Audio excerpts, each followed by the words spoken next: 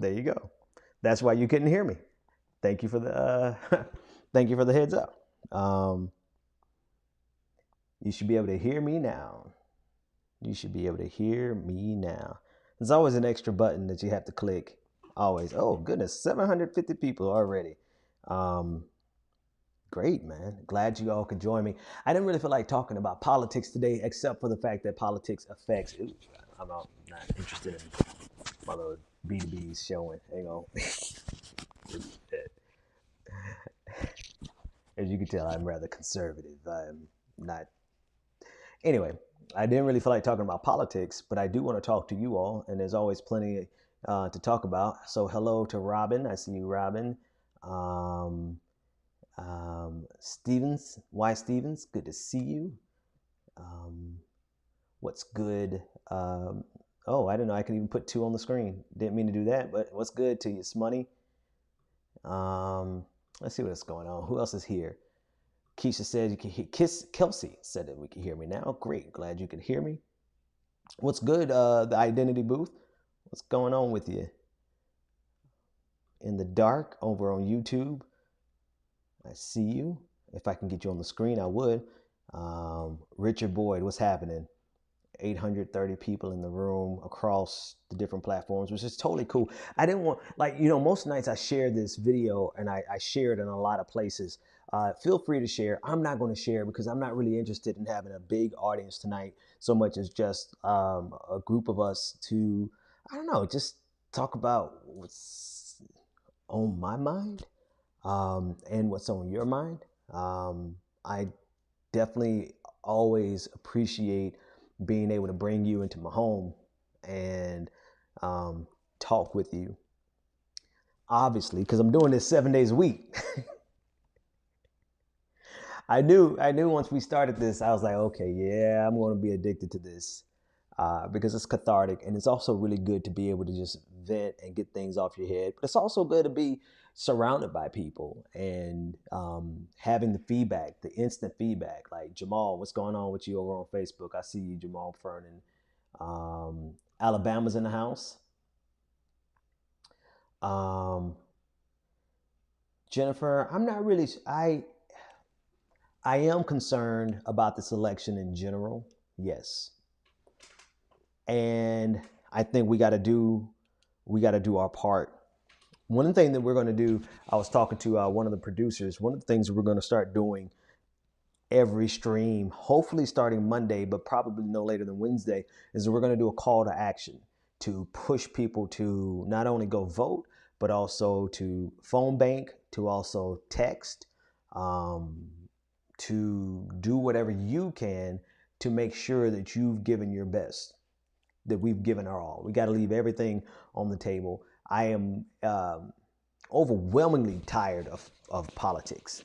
You know, if I were to be honest, I am just sick and tired of politics, but we can't get weary in well-doing.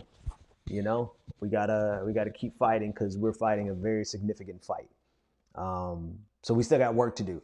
And while I'm generally concerned about the election in general, I'm not really concerned about any particular polls.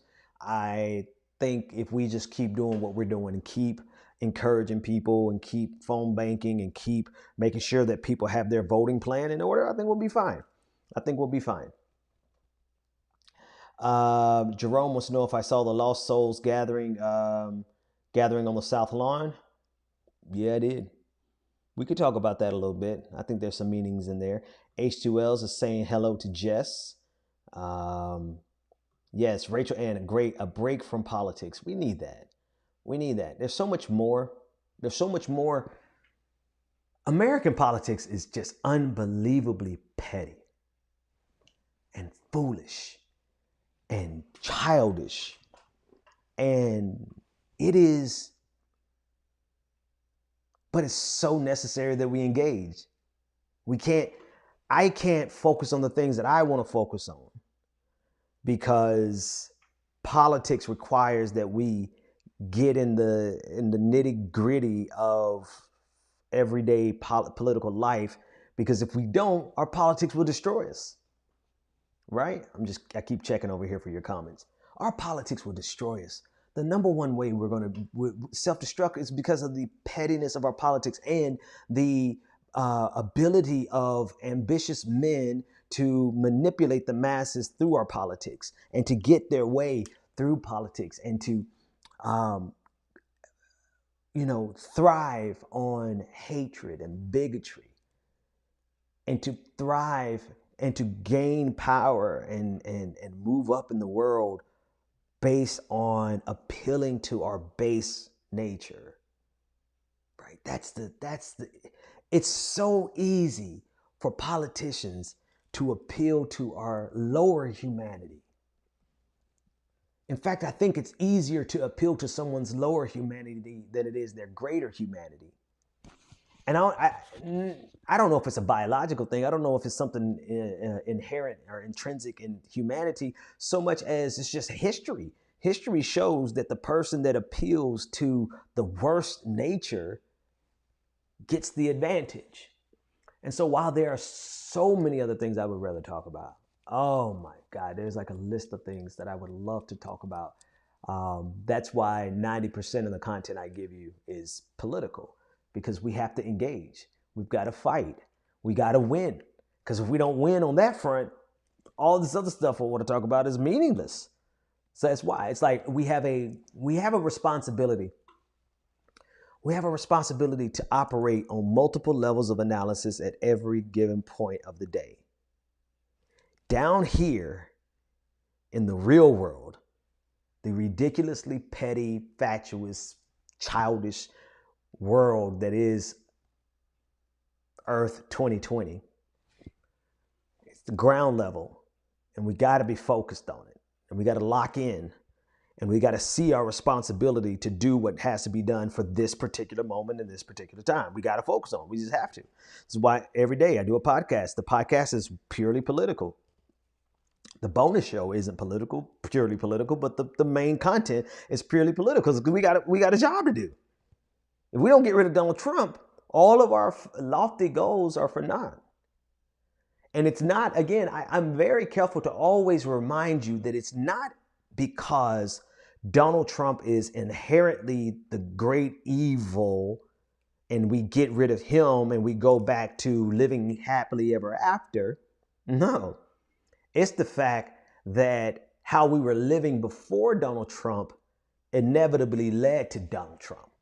The things that we did before Donald Trump inevitably led to a person who's infected with COVID-19 standing on the Truman balcony of the White House, speaking in like having a campaign rally, violating federal law right there in the White House using taxpayer dollars.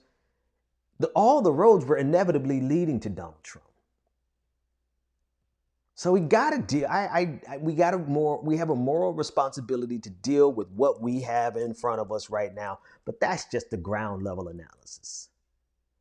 I think the next level analysis is like a 30,000 foot. Like if you were in an airplane and you're looking down and you can see the bigger picture for our present.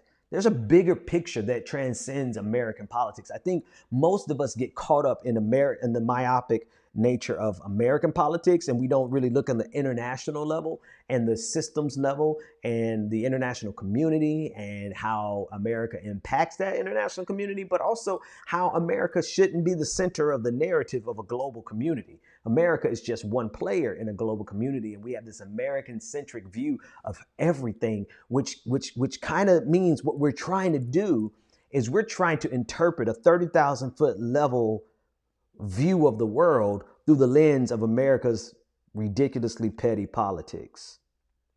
You can't have a 30,000 foot airplane view of the world while you're looking and operating as if you're in the muck and the mire, right? In the dog eat dog world of American politics, the pettiness, the news cycle. Let me just give you some specifics, right? The clickbait.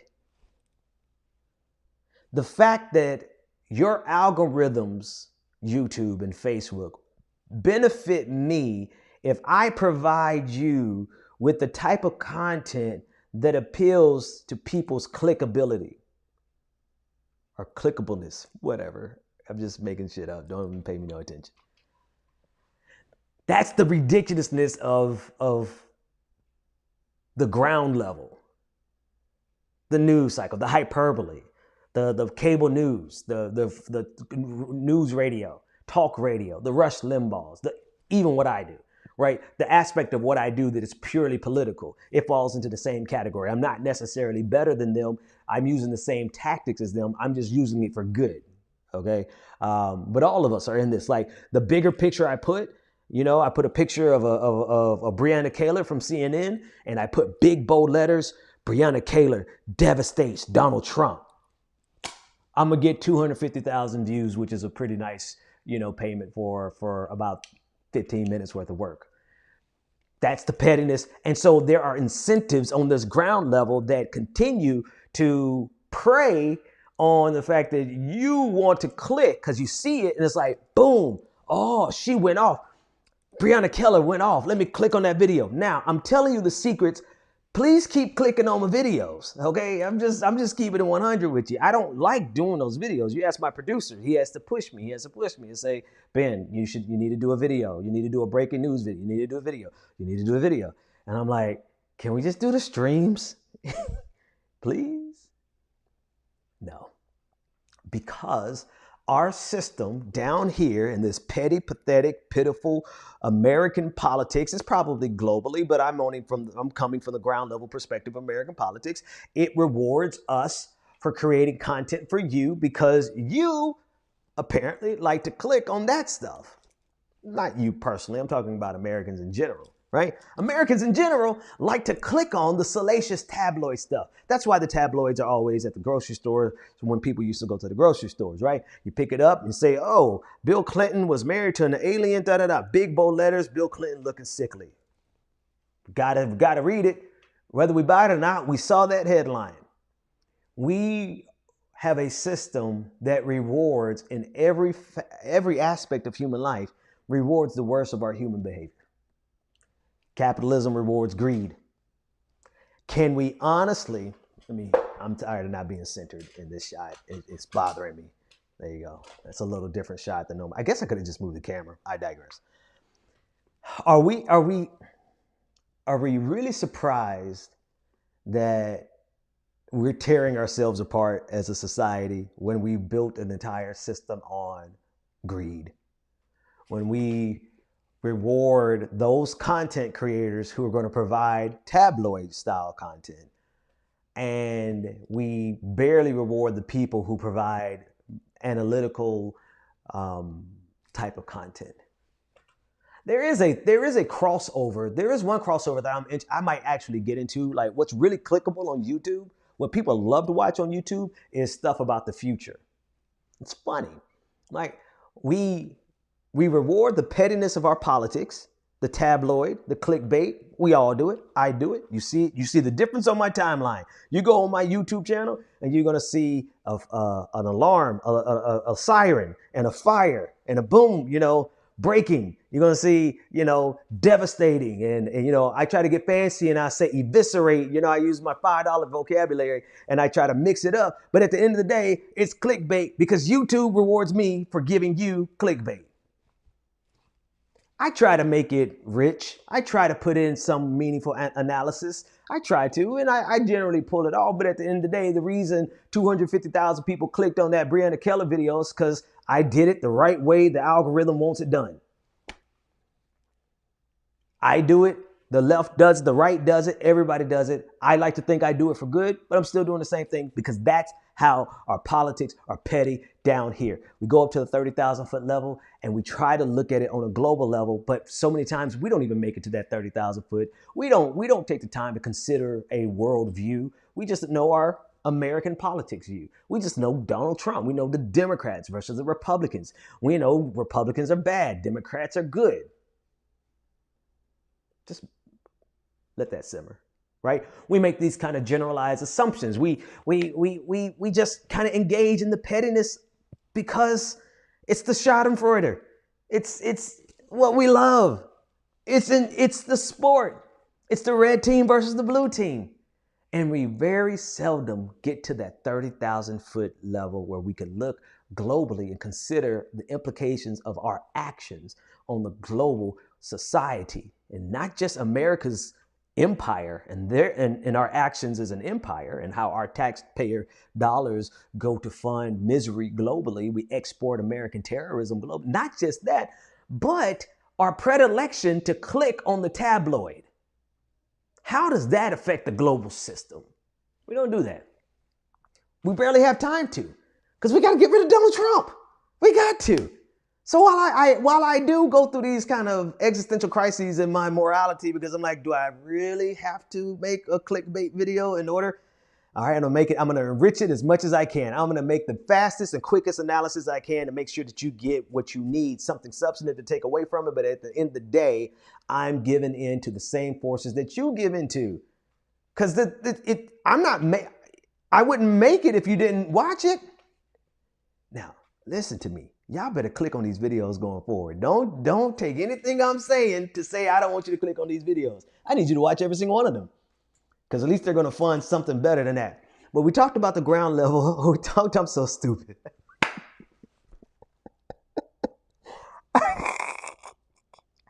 I'm so stupid, bro. We talked about the ground level. We talked about a 30,000 foot level, which most people never get there. But think about an analysis from a satellite level in orbit, like not just a global view, but a view out into our place in the universe, right? Most of us are still struggling to find our place on the ground level. Like, where do we fit in our day to day, right? Very few of us try to figure out where we fit in the broader society.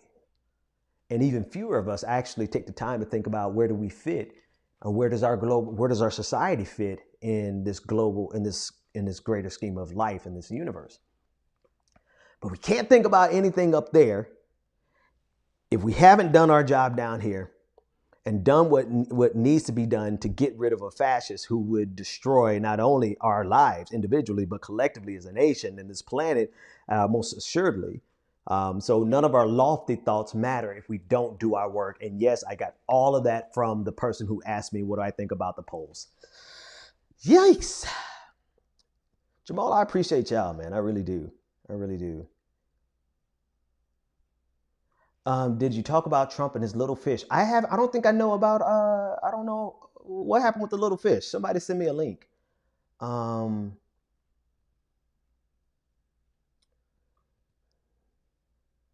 Yep. I'm not gonna mess with y'all. Robert M. Yeah, I got 82,000 subs on YouTube now. Thank you all. We were like 78. Honestly, if real talk, a month ago I was at 35,000. So those clickbait videos are good for something. I'm going through all of y'all comments. I want to see what y'all say about stuff. Click like for the people. Absolutely. Click that like button. Yvette, this is wisdom. Yvette said, but you wouldn't make it without an audience. So you got to be able to simultaneously do what's necessary to grow, build. You got to do that, but also be able to make sure that you keep focused. And I'm not just talking about me, right? I hope you understand, like, the frustration that I was talking about. It's not really about me, right? I've come to terms with that. It's really about you all. And where are you? Where are you in your journey? Because I really, Monday through Friday, I'm here talking to you about the politics. And then like the last half hour, I try to elevate us to at least talking about national issues. And then if you stay for that last 15 minutes, I try to give some universal ideas that I think. But so I really want to know about you all. Like, what's got you trapped? What's got you trapped and you can't see the forest for the trees? It might not be politics. It might be just the family drama. It could very well be problems, career trouble. Like, we all have those things that are really grab our attention and get us so locked into the day-to-day minutia that we don't get a chance to see the bigger picture. So while I struggle with it, it really was just kind of a parable for everybody to kind of examine for yourself. Like, what's got you locked in? What is your clickbait? What are you doing when you don't really want to talk about it? What are you doing? What kind of work are you doing who's doing a job is that a spider, bro? Hang on. Hang on. No. Okay. I don't. I'm not afraid of them, but I don't let them just sit. I don't, like they got like if you're there and you're like a daddy long legs, I can let you go. If you are like a common house spider, I'm gonna chase you away. If your legs are thicker than this right here, oh, you got to die. I'm sorry. I can't let you live.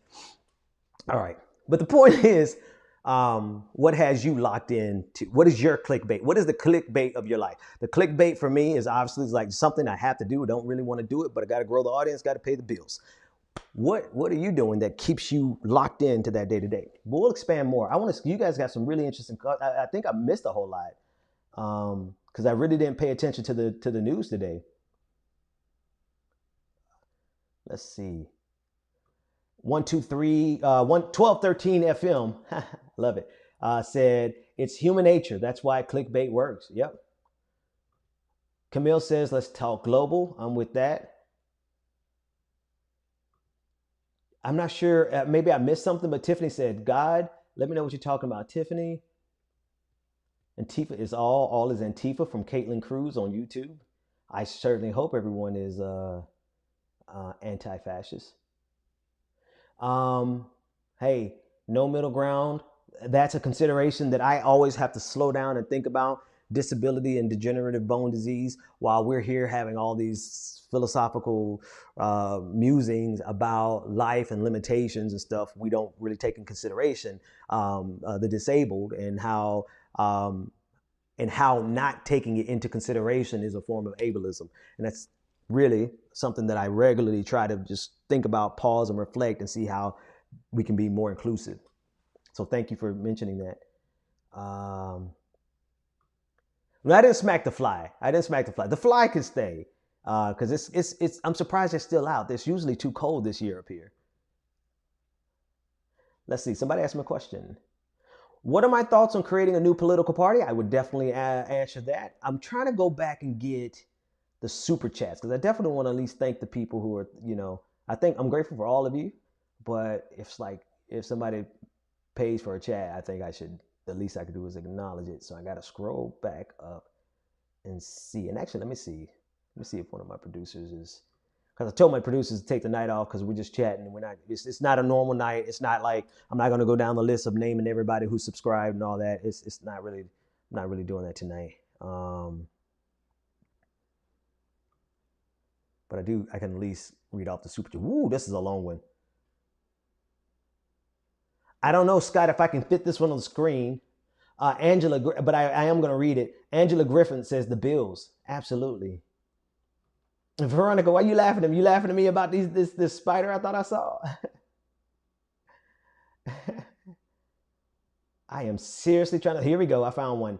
Here is the first super chat of the night. Can you talk about the genocidal actions of ICE, forced sterilizations, and the transfer of children both fall underneath the definition of genocide? I certainly can. I have no problem talking about it. I would mention that we've talked about it quite a bit on the show. Thank you to Trace Tamia as well for that super chat. I want to see if I missed any other super chats. Yep. I almost missed another one. I moved too fast. 1,015 people without sharing. Wow, cool guys. Everybody. I just saw this one and now I can't find it. The very, very first one. There should just be a panel for me to click on.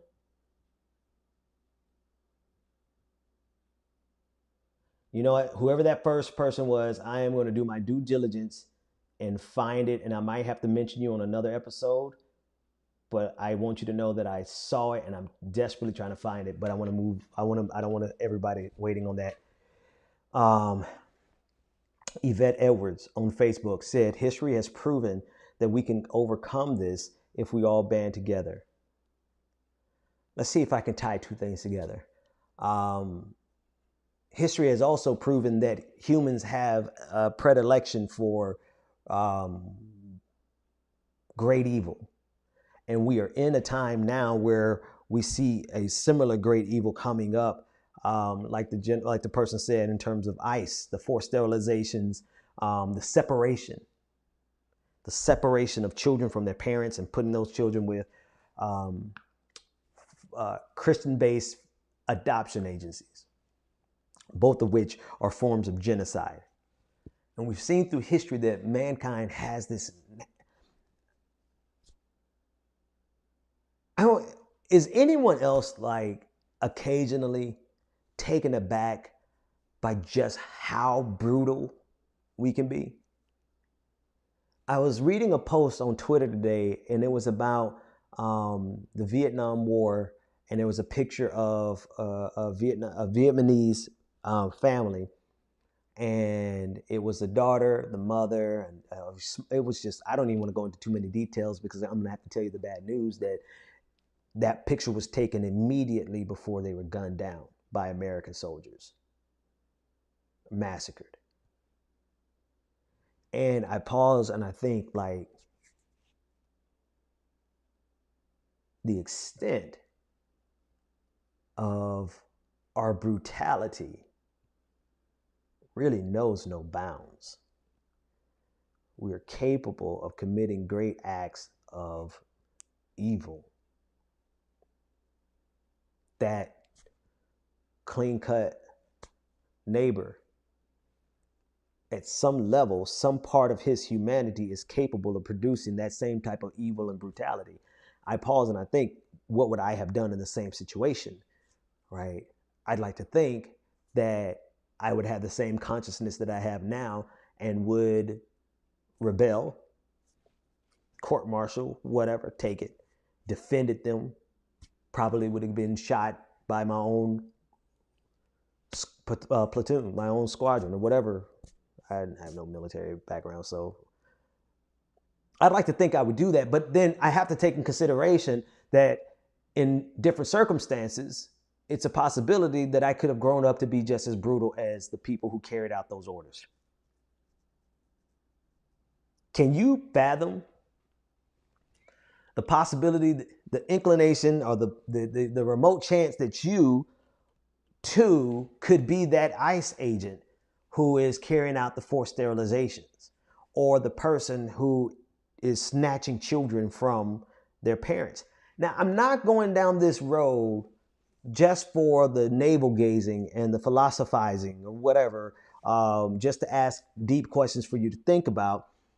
I feel like taking that into consideration is necessary for us to figure out how the hell we stop it, okay? I am not interested in thinking about things just for the sake of thinking about things. I am not interested in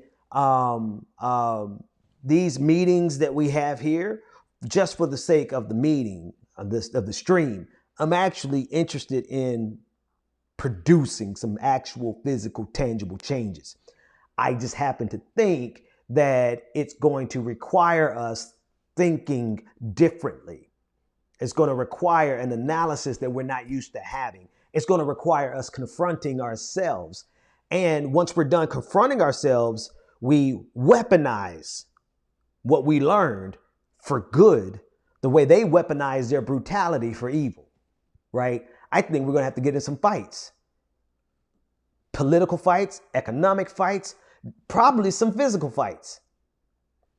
So while we're having these conversations that are for the purposes of reflecting, connecting, identifying with each other, some navel gazing, yes, I want you to know at the end of this, whatever this is, there's got to be some action. There's got to be some change. That's why as much as I hate American politics, you wouldn't believe it, but I absolutely hate American politics. It is the bane of my existence, and I think that's why I'm so good at it, at analyzing it, right? Because it gets under my skin. My color, my lighting is changing, but whatever. It gets under my skin because of how stupid it is, how unbelievably petty it is. And so as much as I hate it, we got to do it, right? We got to talk about these stories. We got to talk about ICE, because if we don't, then we're negligent and we're not addressing what's in the immediate concern. What good is it what good would it be for us to all meet together and talk about the meaning of life while ICE agents are sterilizing women? So we got to have both. I just happen to think that the solution to these problems and to these evils is for us to break free of the standard tropes that we fall into. And here's what I mean. The standard trope that we fall into is to always assume that their side is bad and always assume that our side is good. And I'm just here to tell you, I've been doing this long enough to let you know that there's a lot of evil on our side of the equation. I mean, downright evil. They identify as progressive. They identify as liberal. They're part of the Democratic Party. They will gut you just as quick as any conservative ever would. This is not to set up some lofty false equivalence and say that can't we all just get along because we're all the same. No, it's because if we can't identify the devils in our own group, how the hell are we going to deal with the devils in somebody else's group? Does that make sense? Anyway, I got a lot more to say about that, but let me get these super chats before they go too far away, because that's what I always mess up on.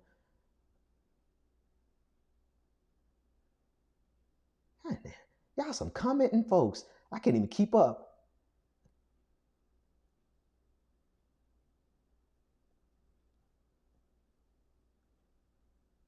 Are these super chats really this far back? Yes, they are. Chub Dreamer said, love your show, love your work. When are we going to get that Benjamin of the Fifth Column crossover?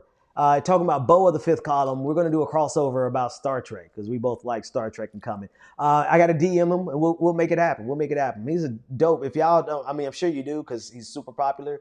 But he's a really good content producer and progressive. I'll never forget the image of the book bags lined up after we helped Saudi Arabia bomb a Yemeni school bus and the world moved on.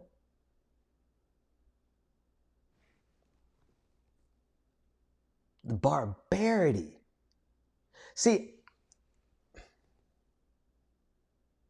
I don't know yet the actual action steps that we need to take to change the world. I won't even pretend to, I'm not there yet. I do think about it all the damn time. But I do know one of the things we got to figure out is the nature of the evil that lies in every single one of us and why some of us overcome it and while others give into it. But more importantly than that, because religion will tell you that, religion will give you some hints as that. But why is it in our society that those who give into the evil actually do better in society than those of us who try to appeal to the good? Look at Wall Street, perfect examples of that. Well, the answer to that is actually political because we have structured our society to reward people based on their greed, right? And so what the solution is, everybody has their theories, everybody has their, I'll let them in the comment section convince you. You ready to make that run? All right, you ready? 3, 2, 1, go. Okay, my wife is in, she's ready for bed. Let's just say she's ready for bed. Everybody has their theory. And I can't say that I've read all the books of all the theories, but I'm familiar with all the prevalent theories. And one of the number one things that I think we miss is the assumption that we are, because of our particular theory, that we're right and they're wrong and they're the bad guys. But you know what? You gotta have a level of confidence that says that those Vietnamese people during the Vietnam War, that they're the bad guys, that they're the evil ones. And that's why I'm going to gun down the women and children. There's something going on in the heads of those people who make them think, like, really, how do we beat how do we beat Trumpism when Trump is dead and gone? When those people believe as ardently and they are as convinced that they are right as you are convinced that they are wrong. And they are convinced that you are wrong as you are convinced that you are right. And if we don't ever kind of do some intellectual, rhetorical both intellectual and rhetorical and emotional jujitsu and shift the weight of that presumption, that standard presumption that Eurasia was, we were always at war with Eurasia, right? It is a built-in assumption that our side is always right. Now, we are right in this thing with Donald Trump. We are right in this fight with Make America Great Again. We are fighting for what's good, what's noble, what's just, and what's worthy. But how do we get out of this trap? How do we get out of this race? We're racing our tail. American politics is so frustrating to me because we are eternally chasing our tail, but we're not just going in a circle, we're spiraling down towards destruction. We're constantly chasing the same trope. They're bad, we're good. They're bad, we're good. You're good, we're bad. Blah, blah, blah, blah. And we're going down and we're going to destruction. So that's why it's frustrating to me. And I feel like the only way that we could grab a hold of that is if we break away from the pettiness of this ground level and move up and view it from a different perspective and view it from a higher perspective. Anyway, you guys' questions always just stimulate the best ideas.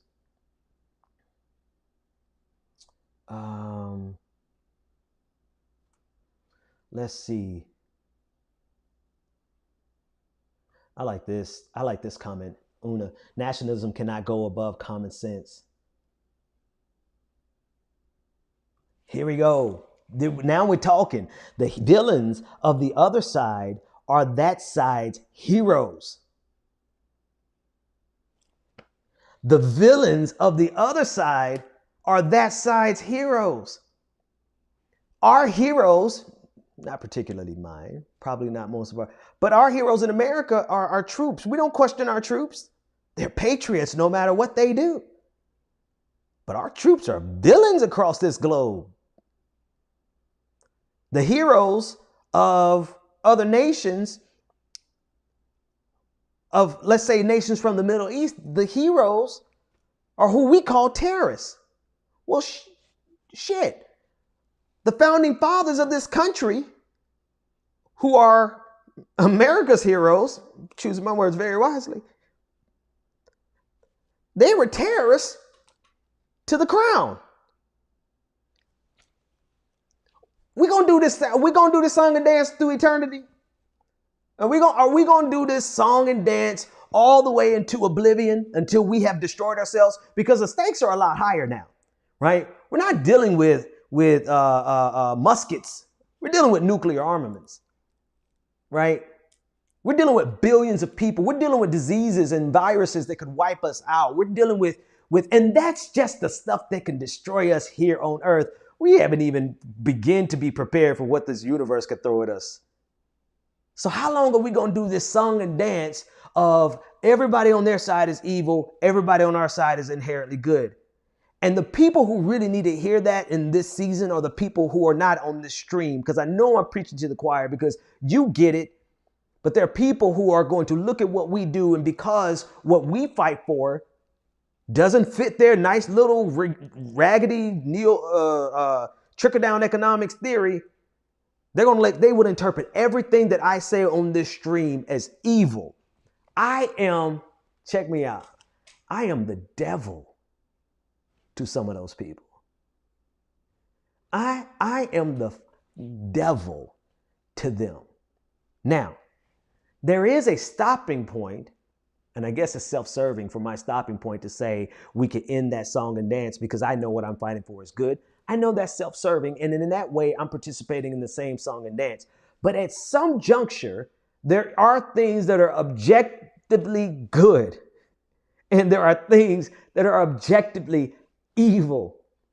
And we have gotten so twisted in society that it's debatable. It's up for debate whether or not bombing people in the Middle East is objectively evil, because Americans think it's objectively good. You feel what I'm saying? Our wires are so twisted that we can no longer look at something and say, forced sterilizations is an objectively evil thing, because now Americans say, well, if you think about it, blah, blah, blah, blah, blah. And they justify it. That is the absurdity of it all. Now that, while it is applicable to our day-to-day politics, that is a 30,000 foot look, and probably a universal look at how problematic humans are. Humans, we got some issues. I'm sorry. We got some serious issues. If we can comfortably look at what is objectively genocide and convince ourselves that it is, in our mind, an objective good. But that's where we are. We're so far down this rabbit hole that we think that it is objectively good to continue to go out and party while 210,000 people are dead, when us staying at home reduces that number. We think it is objectively good for us to worry about our own self-interest versus, sorry, I missed this. Gotcha. Versus looking at it as objectively reprehensible for us to not do our part for the collective good and stay our butts at home. That's how far down we are the rabbit hole. That is a good way of understanding our day-to-day politics. If you want to take that lens and apply it to like Donald Trump and Make America Great Again, it gives you a lot of ammunition for how to understand it. But the real problem is not Donald Trump and Make America Great Again. It's the problem that throughout world history and continue to today, we have the ability to look at something that is objectively evil and convince ourselves that because we're doing it, it's good. Let's see. America is great. Sure, guy.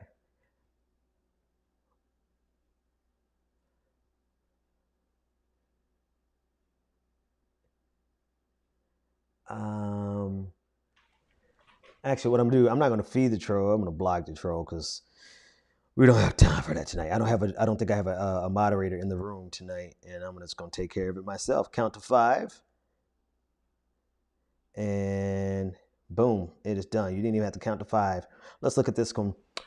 Dragon Soldier said on YouTube, I watched a video about our wars becoming generational. We are your thoughts. I'm sorry, just completely read that one wrong. What are your thoughts on our wars have now become generational? I'm a veteran, but I have to agree with you on us being part of our own problems overseas. Absolutely. I'll definitely talk about that. Carol Funk said, yes, I'm still up. And I was at the Patriot rally and counter protester where someone was shot and killed today in Denver, Colorado. Patriot was killed. Denver Post reported it as Antifa shooter, but it was not. They later did come back and say, they later came back and said that it wasn't. They first said that it was Antifa, but then they said it was a private security person. I'll talk about that too. Tato said, just want to help end our stream on a funny note. Trump looks like a pumpkin 3 weeks after Halloween. I love it. Timothy Close said on YouTube, my more moderate friends say if we raise taxes on the super wealthy, it will nuke the economy. I am not an economist. How to argue with these people? Good question. I'm glad you asked. I'll come to that. Anna Gilmore said on YouTube, like how Taliban means student. They were trained by the U.S. when Russia invaded Afghanistan. Yes, see Charlie Wilson's War if you want to see a good fictionalized understanding of that. They started by providing social services to the people because after the U.S. equipped the population in Afghanistan to fight back Russia in the 80s, America didn't do anything else.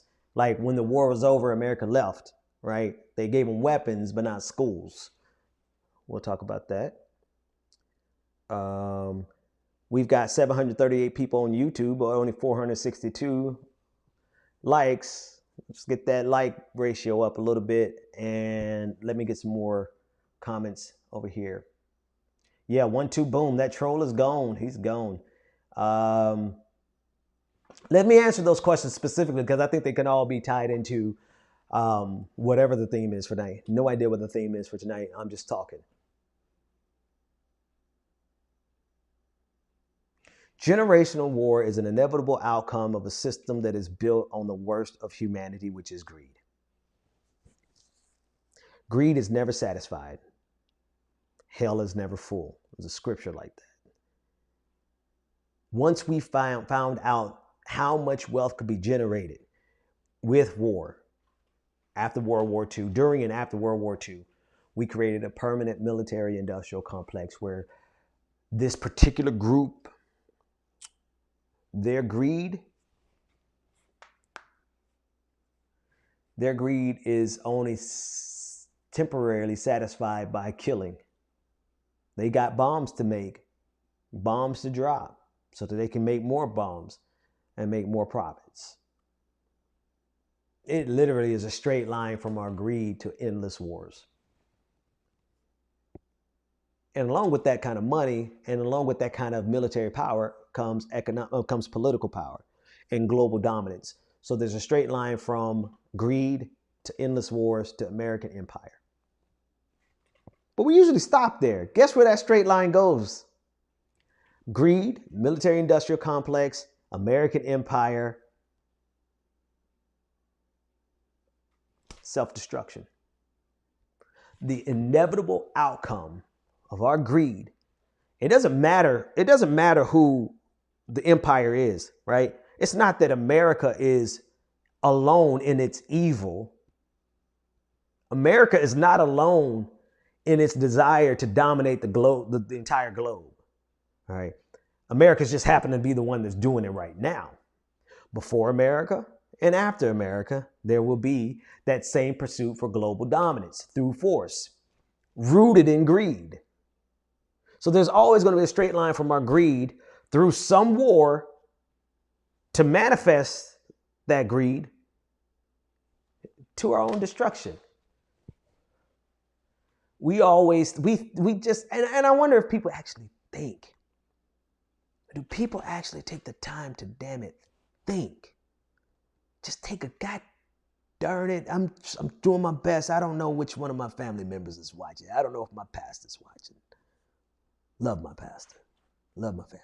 But damn it, do people take the damn time to think that their actions, their individual actions, is actively contributing to the demise of our entire species?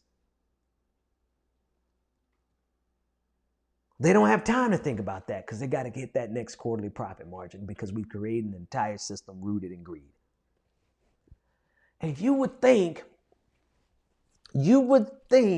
that the Bible said the rejection of money is the root of all evil. Let them tell it. Because I've got more people who are convinced that I am the devil incarnate because I preach against greed. Preach. Right?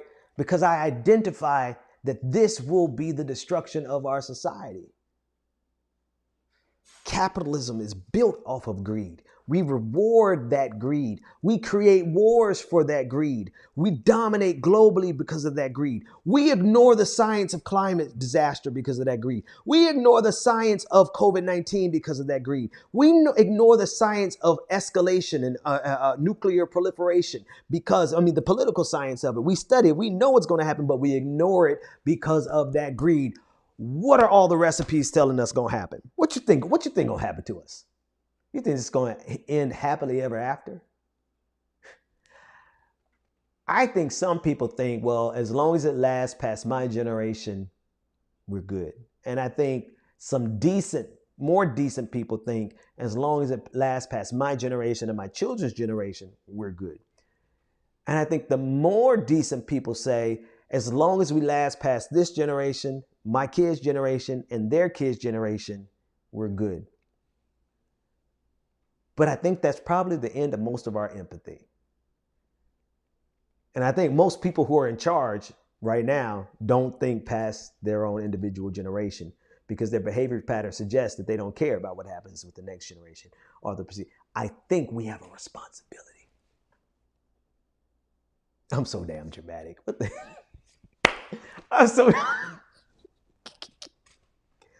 I'm so dramatic.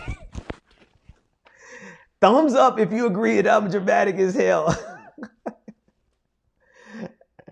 All right, let me read some comments before I go to this next part. Oh, man. The best part of my show is when I clown myself, bro. You need to go in on Candace Owens and 45 today. I can't do it tonight, bro. I just don't have this. I don't have the force. I don't have the force to do it tonight. But you're right. You're not wrong. I'm just saying I don't know if I have the juice to care about those two clowns. Because in the greater scheme of things, they're both very important. Donald Trump is very important in the grand scheme of things, but very insignificant in the grand scheme of things. What he represents is very important in the grand scheme of things because he's the manifestation of all that's wrong in society, right? And to think that there are people who look at him and think that he is their hero, that's the other part of what's wrong of society. I just don't have the energy to talk about them specifically. I can talk about the bigger implications. Tiffany Bird, what you talking about over here, Tiffany? Let me put you on the screen. Oh, that's a big comment. Let's see.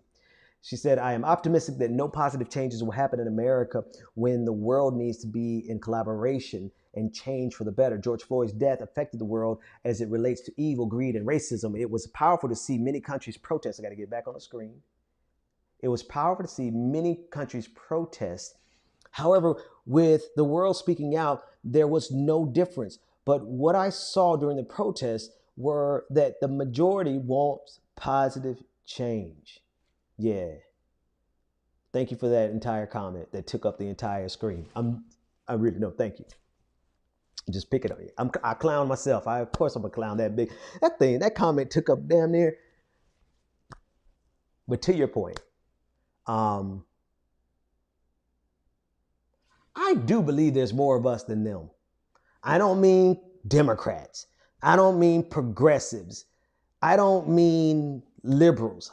I mean people who want the best for humanity and are willing to sacrifice to have a better society. In America, we can't even sacrifice. People think it's too much to sacrifice calling somebody by the pronouns that they choose.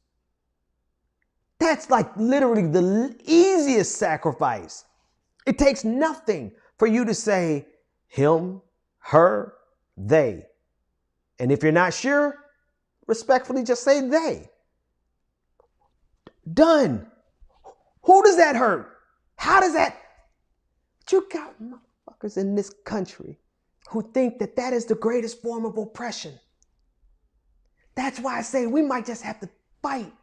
Some of these people we just gonna have to fight rhetorically, politically, economically. They're gearing up to do it physically, so what the hell? Yeah. Because for them, if oppression is you having to recognize someone the way they want to be recognized, that's too much to ask for you. No wonder we can't ask our system to let's reduce our carbon footprint. Not reduce it, let's minimize it. Let's erase it so that we can have a generation to a generation, right? I can't ask you to say they in reference to a person who wants to be identified as they. How can I expect you to be willing to cut your carbon footprint? The selfishness of it. And selfishness is like greed. It grows. There's no limit to selfishness. There's no limit to greed. There's no limit to any of this. People will always feed into it. And the reason I got to that thought from your comment that took up the whole last screen is that I do believe that there are more of us who consider others. We're just not the ones in power. Okay? I'm talking to you from home. I am not running for no office. I haven't run for any office. And don't expect that I will.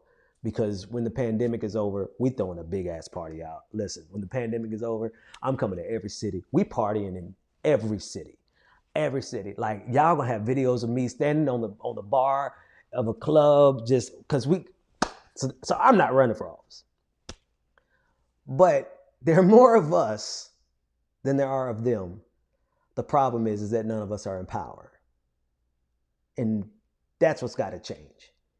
And I think I'm more effective by telling you that if you are one of us who can see beyond our own selfishness and our own greed, and you can take this message with you. This, I don't know if this is a part of your armament, but let me equip you with it.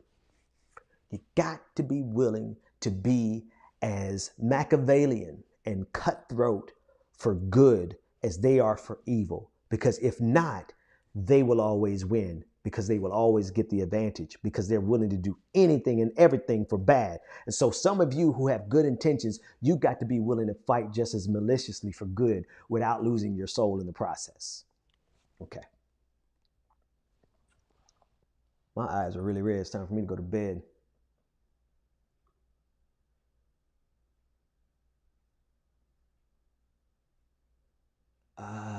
Let me get a couple more of these comments. Well, that's a huge comment. I can't even put this on the screen. Well, this is like 10 pages long. Who did this? I ought to block whoever did this. Susie Q, I'm going to leave you alone because it looked like you mean well.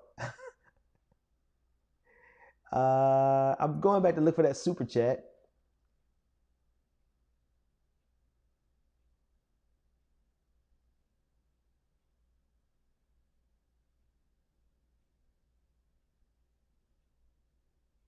I'm taking your time to read your comment, Marina. I'll put it on screen. I'm not going to joke too much about it taking up the whole screen because it's a serious comment. You said, Ben, I have two sons. We are mixed races, but my oldest is more light complected, and my youngest has more Mexican Indian and is darker in complexion. I fear every day.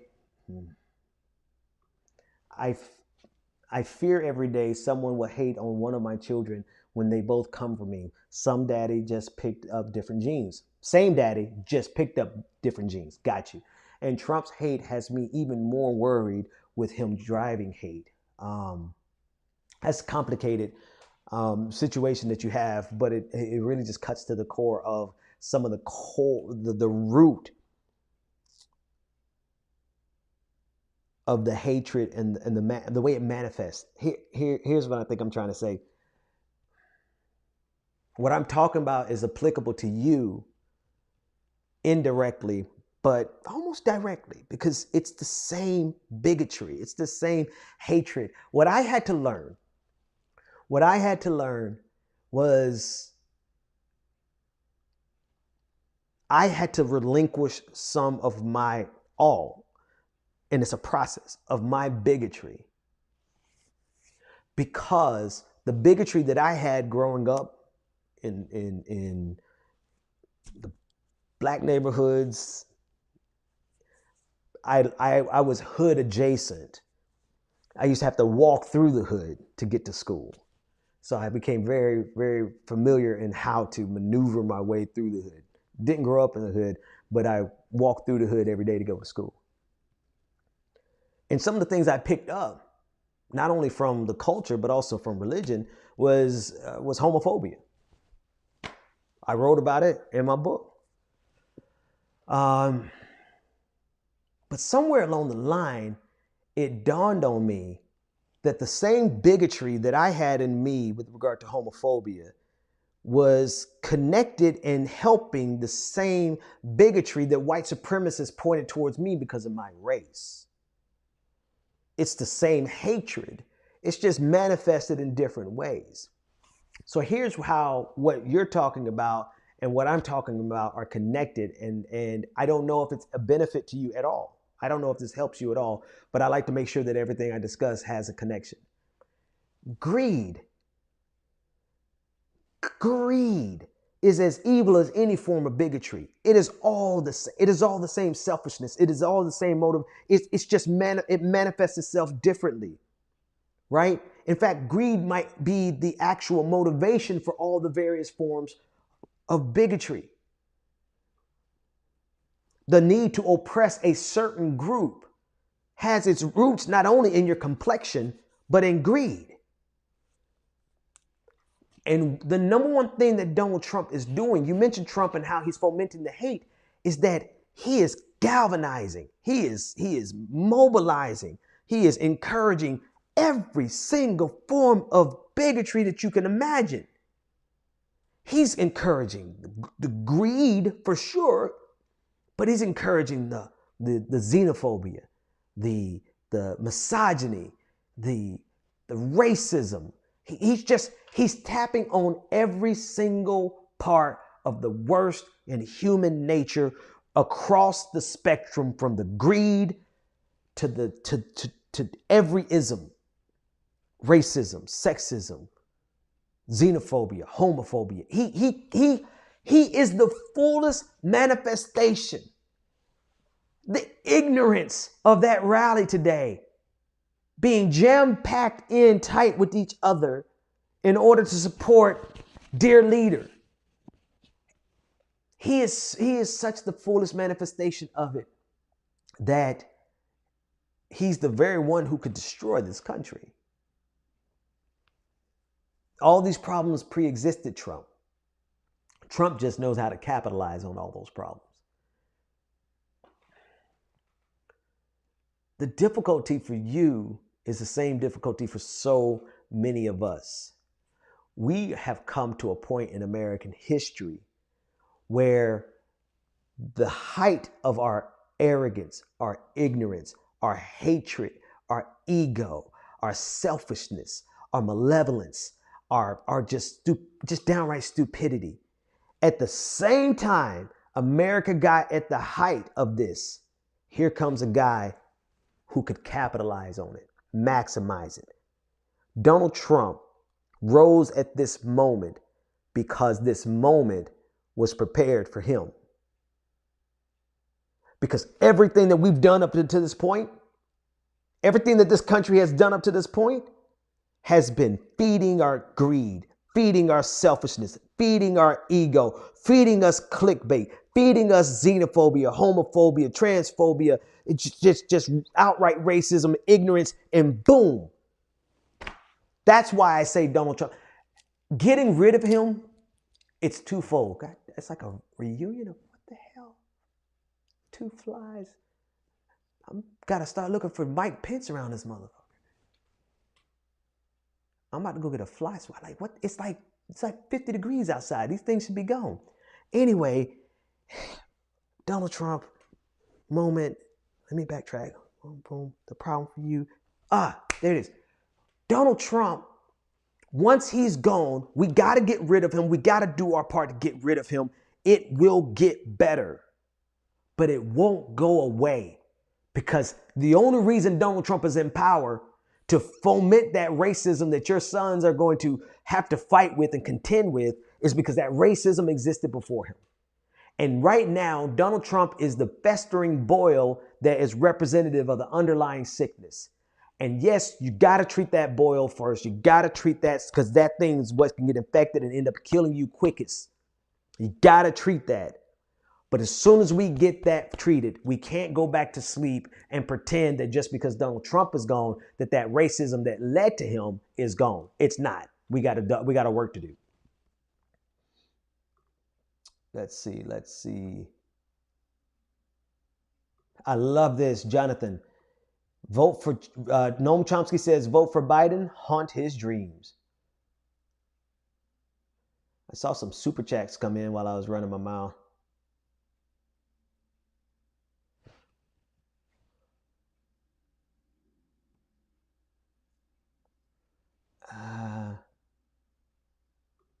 I don't know if this is the answer, what this is an answer to, but me too, yo. Hey.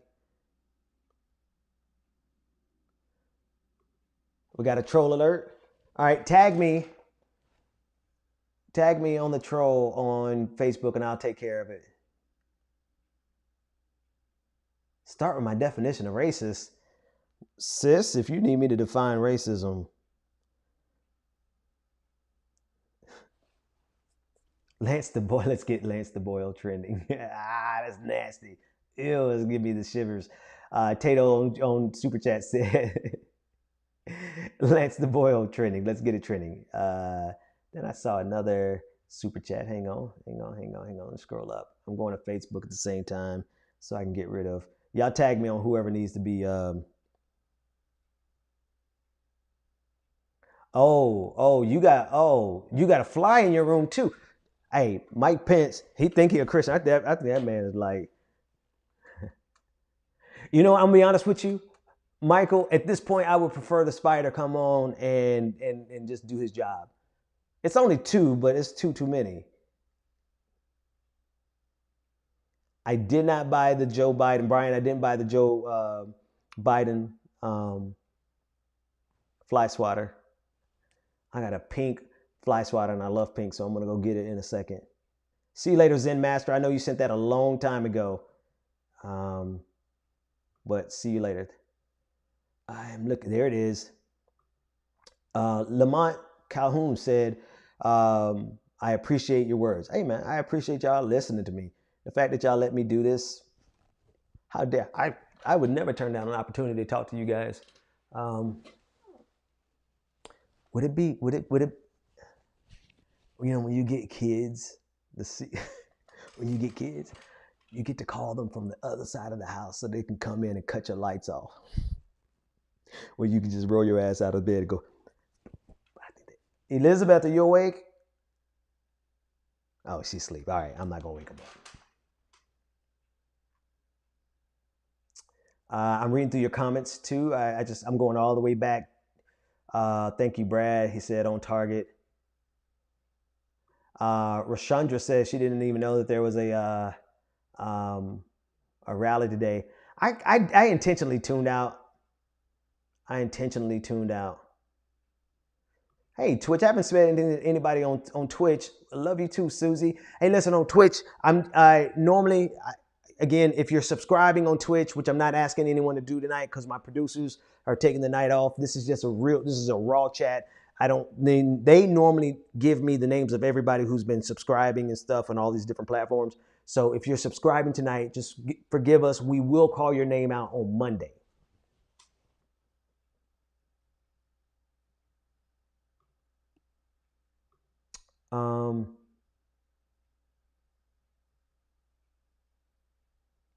Didn't really mean to put that one on the screen, but I could talk about it since I hit it. I meant to put this one. Hi, Ben. Glad to be here. Gabe, I'm glad you're here too. Oh, good. I'm glad you guys are having a good experience over on Twitch. We have some mods, and I'm having to do it physically tonight on Facebook, but it's all good. One of my producers says, "You're watching Super Chat. No night off for me." Oh, okay. All right. I will go over there now. Thank you. My producer said he ain't taking the night off. Go and look. Oh, look at that. There we go. Love it. We on deck. Got a producer on deck. Hands Up Inc. 10 said, or X said, white supremacy is the cancer of our society and it manifests itself in different ways to different people. Exactly. It is a cancer. I would adjust it just a little because to me, white supremacy is what you're saying. It is the front line of defense for this white male Christian power structure. I played the clip for you of Bill O'Reilly. Every time I say white male Christian power structure, think of Bill O'Reilly and the conversation he had with John McCain where he confessed those exact words. He said, America is run by white Christian men. Okay. White supremacy is the front line. That white male Christian power structure is the front line. What is it protecting? It's protecting their greed. It's protecting their economic power and their political power. And so we're not going to be able to address the greed in America if we're not willing to bust through the walls of white supremacy, because white supremacy is the front line protecting their money. But yeah, I mean, I don't disagree with you. I just want to give you that visual. Ron said, yet another writer for The Intercept, Zed Janani, was making tweets downplaying white supremacy. It's time we draw a hard line against that outlet. I feel like you're right, and I reluctantly feel that way because I'm friends with Glenn Greenwald, loosely friends. He founded The Intercept, and they do good work. I can't lie. The Intercept has a track record of doing really good work, but they got some really shitty people working for them who don't believe that white supremacy is a real thing, even in the face of this renaissance of white supremacy. So I reluctantly agree. Jose Rodriguez sent a super chat. Thank you for that. Tato sent a super chat that says People's Revolution. Thank you for that. Rashandra says, first time catching it live. Thank you for that. Look at my producers on deck. Tech Dave says, stopping the hate means we need to realize that we are all animals on the planet. Being human only matters. Acknowledging more is tribalism and hate. I'm sorry, no. Acknowledging more is tribalism and hate. That last, I almost messed up the meaning of that last sentence. If you guys can't tell, occasionally, very frequently, I read things backwards and put a word where it doesn't belong. So it takes me a little minute to read stuff on the fly. So just to give you a heads up. Okay, we're already back to the pumpkin 3 weeks after Halloween. Okay, so I got that. And, the needle drop. My dude. Thank you for the super chat. He said, thank you for the nightly sanity check. Hey, man, thank you for participating in my own counseling, my own self-counseling. Like, I just got to talk it out sometimes. And I got a nice camera. So I'm like, why not put the video on and let's talk. One more super chat before I get to all the other comments. You guys are really, really rocking. We still got like 1,000 people. We got 1,100 people on a Saturday night. I would say you all need to be out, but you don't. Stay your ass at home. Robert M says, hey now, thank you for spending some time with us tonight, Brother Dixon. I thought you were going to be off. Much love. You know what? Yeah, I probably won't ever take a night off because this is meaningful. This is meaningful, and this is more important to me than the minutia of our politics. Obviously, you know the game by now. You know what I'm doing. I bait you in with talking politics because that's all the rave. We got to get rid of Donald Trump. It's important, right? But obviously, I don't really want to talk to you about politics for 2 hours every night. Come on.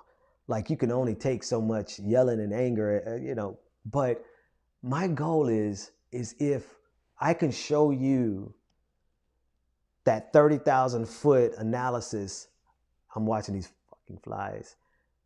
If I can show you that 30,000 foot analysis as it pertains to politics, then some of you already know how to do this. So I'm not presuming that I'm teaching you something new.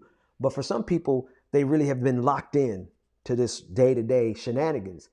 And the way I do what I do is that I always kind of just have an outer body, like 30,000 foot, try to take a global look at a thing. And it really gives you perspective. I don't think you can understand a thing if you're in the middle of a thing. Somebody actually said that. I think, I don't know who, and I know somebody in the comment section probably can help me out. But somebody said you can't really understand a situation until you're above that situation and you can look down on it. For some reason, I think it was Einstein or someone of that caliber. And that's true. Like, when I'm fighting day to day, the politics, it's kind of hard to see what's really going on. And at some level, at some point, I just took a step back. And I do this in my personal life too. Like, I can't really understand a problem in my personal life as I'm fighting that problem, like in the minutia, in the details. You got to take a step back and have, for you to be objective about a thing, you got to remove yourself from it and look at it from a different perspective, a higher perspective. Like, try to see it, and this is what it forces you to do, right? If you come out of the ground level fight, if you're fighting with your spouse, right, and y'all just, you can't see my perspective. And they're turning around saying, you can't see my perspective. You fight with your partner. You always think you're right. And they turn around and say, you always think you're right. Here's another ground level. Democrats are evil. They're always wrong. Republicans are evil. They're always wrong. Then we just stay in that vicious downward spiral I was telling you about, right? And I keep making money off of you by keep producing the clickbait. Now, I do my best to make sure you get something rich in there, but still it's the same thing. I'm feeding you what you need because we are in that. But if you go up a level and look at it from an airplane level, you're no longer looking at it from the ground level, from your eyes. You're no longer looking at it from your eyes. If you're doing it right, you go to a higher level, you look down at it, and you have the opportunity to see it not only from your eyes, but you try to empathize with the other person and see it from their perspective.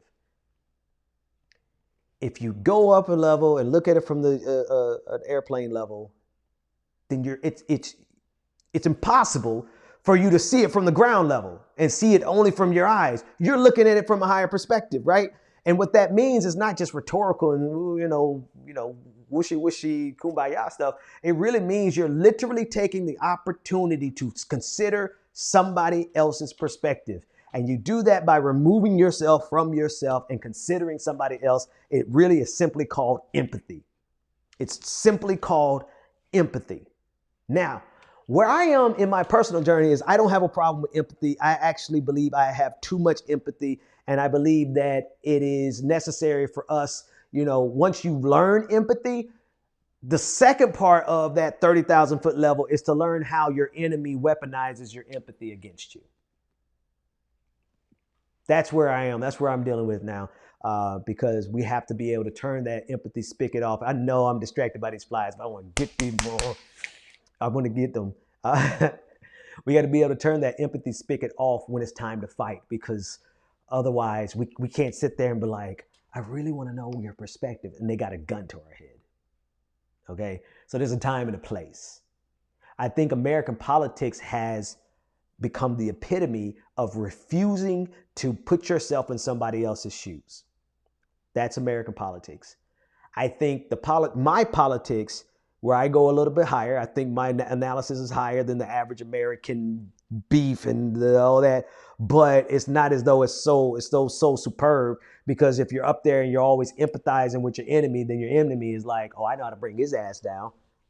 I weaponize that. So there's always traps and snares in every single one of these levels, but I think American politics is preeminently pathetic because we don't take the time to empathize, because all we have been trained to do, like Pavlov's dog, is we respond to the fact that we think that person is the enemy. That person is evil. That person is wrong. And that's exactly how they look at us.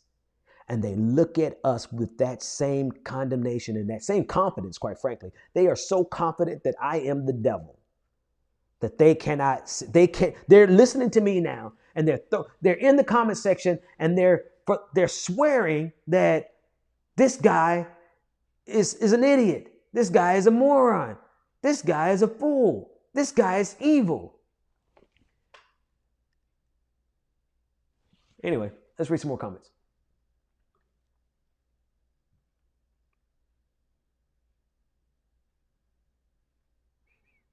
I love seeing the same faces over and over again. I really appreciate that. I love this comment. Grief is the price of love. That's the truth. Ain't that the damn truth? Yeah.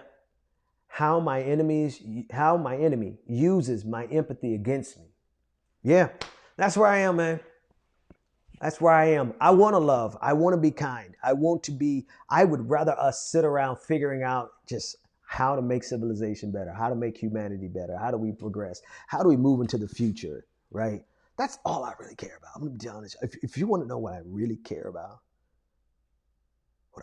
about, is literally nothing that I talk about on my show in terms of politics. I hate politics. All I really care about is how do we get to the future? Because it's not, I'm obsessive compulsive a little bit, just a little bit. Like, I worry about stuff that I shouldn't worry about. I'll give you one example that you can identify with, and another example that you're going to tell me, Ben, don't you smoke no more weed? One of it is, it's really simple. I can't be satisfied with just me having a good life. I got to ensure that there's a better future for my kids. But I can't be satisfied with my kids just having a better future, because I don't want my kids to suffer the pain of their children suffering. So I am concerned about my kids' kids, because even though I may not live to see my kids' kids, my kids will live to see their kids if I do my job right. And I don't want them to feel that pain. So I want to make sure that their generation is fine. And then abstractly, I probably shouldn't be concerned about it, but why would I stop there?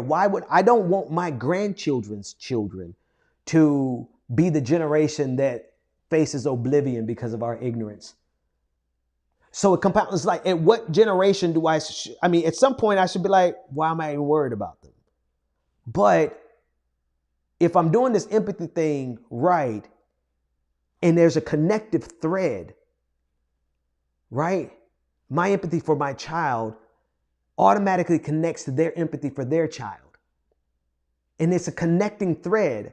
I can't remove myself from that formula, or else the entire thing falls apart. So I feel like I have a responsibility for the entirety of my progeny. I have a responsibility. Now, I think I have the responsibility, and you all, and we collectively, this generation, has that same responsibility for all the generations to come. At what point are we no longer connected? Maybe the link is maybe the link to 6 generations from us is so abstract that, but really, if you think about it, how abstract is the Constitution from the time it was written to us now? There's a direct link. So I don't know if it's wisdom for our life to be so consumed with generations that we won't see. But I reject the idea that we don't have a responsibility to generations we don't see, because we have a direct connection to them. Whether you have children or not, you have a direct connection to the next generation to make sure that that next generation isn't the one that is the last generation. So that's one of the things that I think I worry about that's probably a little obsessive, and I probably shouldn't worry about it as much, but I feel like we have a responsibility. Okay, so the other one is that I think that was kind of reasonable, and you can kind of see that one. The other one is like, how do we survive the end of the universe? I literally was like, weed is legal in Boston, and I lived in Boston. We moved to Atlanta, and now we're back in Boston. It became legal in Boston the first time I was here, and man, I got so when they made it legal, I got so high that I was sitting on the edge of my bed rocking. I was like, the universe is going to end, and we've got to survive it. So I'm laughing about that, but obviously, logically, if we're consistently setting up the next generation to make sure that the next generation is setting up, if we continue that connection of empathy, then arguably it should continue in perpetuity, with some limitations based on technology and all that other stuff. All right. Anyway, my classmate is laughing. Tubular Talk said, nice 420. The weed that my wife has banned, just so in case my pastor is watching. I be joking. My pastor probably don't even care. I know he probably is like, why he keep mentioning me? But my wife has banned me from smoking, which is probably good, because I've been really, really, really super productive since I stopped smoking. I lost 40 pounds since I stopped smoking weed. Versus at the beginning of the pandemic, look, I don't even remember those 2 weeks. I think I took down a 2-month supply in 2 weeks. So we're off. We're completely off. It is wibbly wobbly, timey wimey. But think about it. What else are we doing here? I'm not one. I never would build a sandcastle. Now, I'm pulling this out my ass here. I'm making this up as I go. So I don't know if this is going to have a good ending, but I've never really been one to build a meticulously crafted sandcastle, because I never saw the point in building something that is temporary and is going to be washed away so quickly.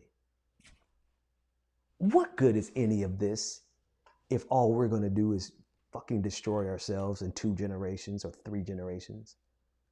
What good is any of our arguments? The best argument against an argument is that argument means even less if all that's going to happen is we're going to just destroy ourselves. Our politics don't mean shit if all we're going to do is destroy ourselves. what would it have been for? We would have spent all of our time arguing with each other instead of at least enjoying our time together. We spent more time making war instead of making love. What point is fighting constantly, either interpersonally, individually, on a micro level, one-on-one, you and your spouse constantly fighting, or in a community versus community, denomination versus denomination, orientation versus orientation, political identification versus what point is all this if all we're going to do is destroy ourselves? It's nothing but a castle in the sand. And we would have spent all this time meticulously crafting our arguments and fighting each other just for 2 generations from here, 3 generations, 10 generations from here. We spent more time arguing with each other instead of preparing to make sure that we have some permanent place. It just doesn't make sense. What good are all of our temples if we're not going to fight to make sure that we have a permanent place in this universe? And we can't even figure out how to have a permanent place on this planet because we're so busy destroying the planet. I never saw the logic. Why? The temporary beauty of the sandcastle? I get it. But why focus on the temporary beauty of the sandcastle when you can erect something that can last permanently? And in this case, it probably would be better to say, I don't know, there's probably a better way to paint the picture. But I think the purpose is simply this. We're wasting so much time fighting over stuff that is contributing to our destruction. And if all we're going to do is destroy ourselves, then we really should just spend this time enjoying ourselves. But then conversely, like if we spent this time enjoying ourselves, I think we would find ways of making sure we don't destroy ourselves.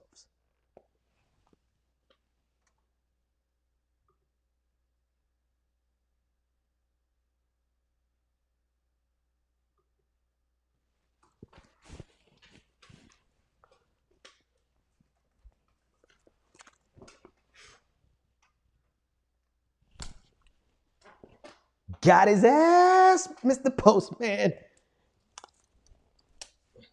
Make sure you stay down.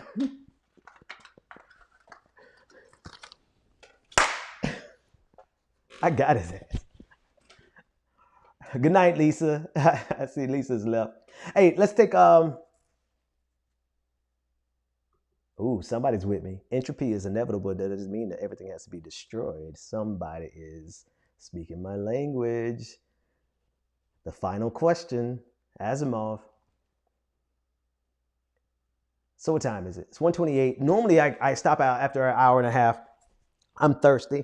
So I'm going to play some music. And I would ask that you introduce yourself to somebody that you don't know. Meet somebody, say hello, ask them how their day was doing, and actually mean it. Or maybe not ask them, but like there's a genuine question, but just check on somebody. Take about 45 seconds if you would. While this music plays, I'm gonna run the kitchen, get something to drink because I didn't bring anything to drink with me tonight. And this music might be loud, but I know it's copyright free. No, I'm gonna play this one. All right, I'll be right back. But while I'm gone, meet somebody, say hello. I'm gonna check the comment section, make sure that you're being kind, show a kindness.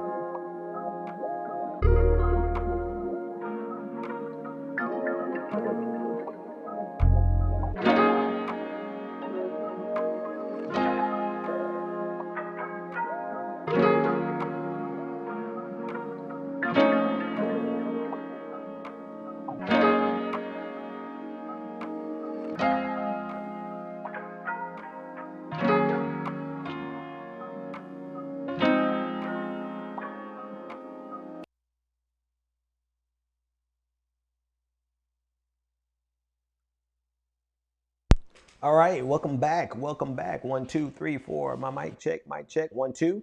1, 2, 3, 4. There we go. We're still live. A couple of comments. I see you guys being nice to each other. I see you being kind. Thank you for being kind. When you can be kind, be kind. When you can't, take no prisoners.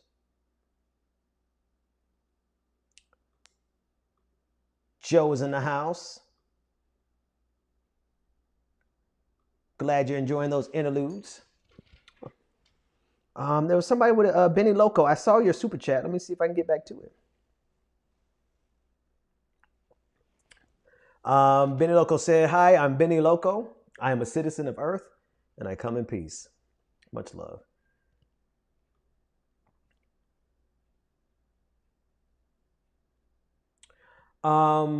Irate Lump said, "Wow, Ben has a really nice home."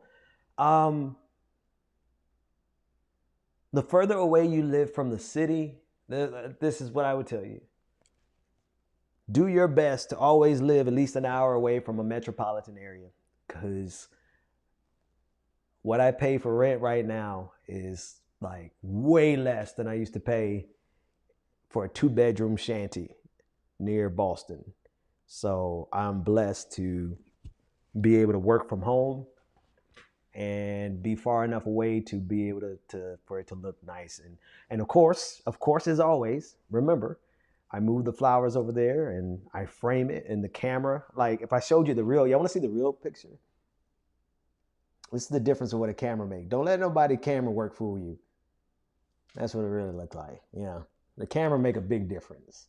So I didn't have to show you my secrets, but it's Saturday night at midnight and you're here with me, so I might as well show you the secrets. The camera always makes people think, it can buy you a good camera, make anything look good. Look how ashy it looks. My house is really ashy. Anyway, let's see what y'all are talking about.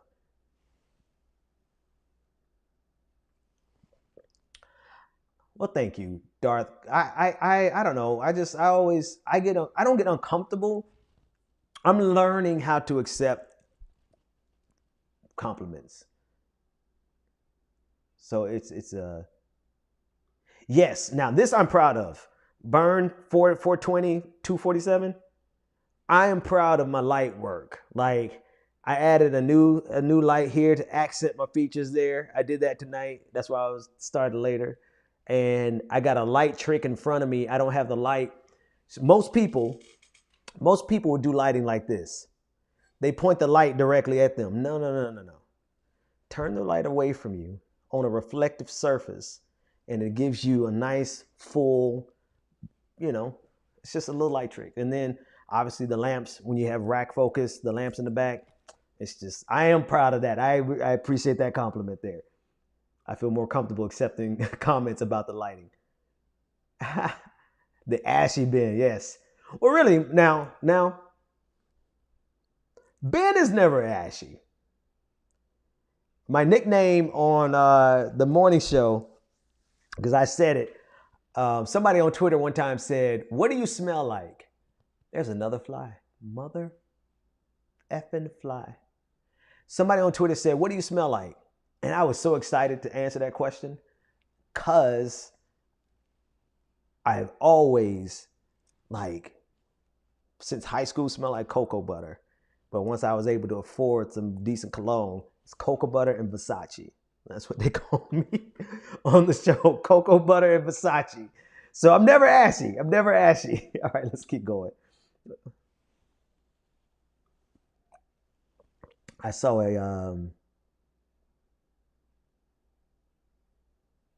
I appreciate that, Marina. I appreciate that. I try to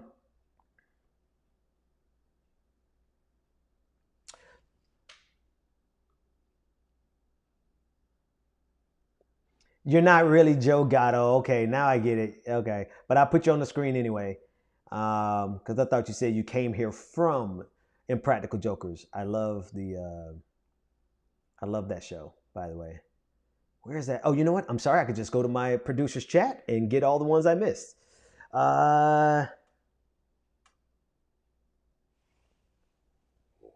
A lot of really good ones here. Rayla's mom on YouTube said, nobody debates anymore.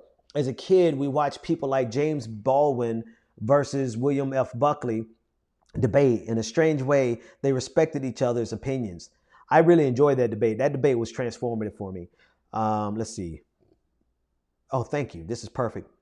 Hey now, thank you for spending some time with us. That was from Robert earlier. Thank you, Robert. Dragon Soldier 182 said, have you heard about the idiotic laws in Florida that Florida has tried to pass concerning protests? Yes, I have. I covered it on the podcast, and it's atrocious.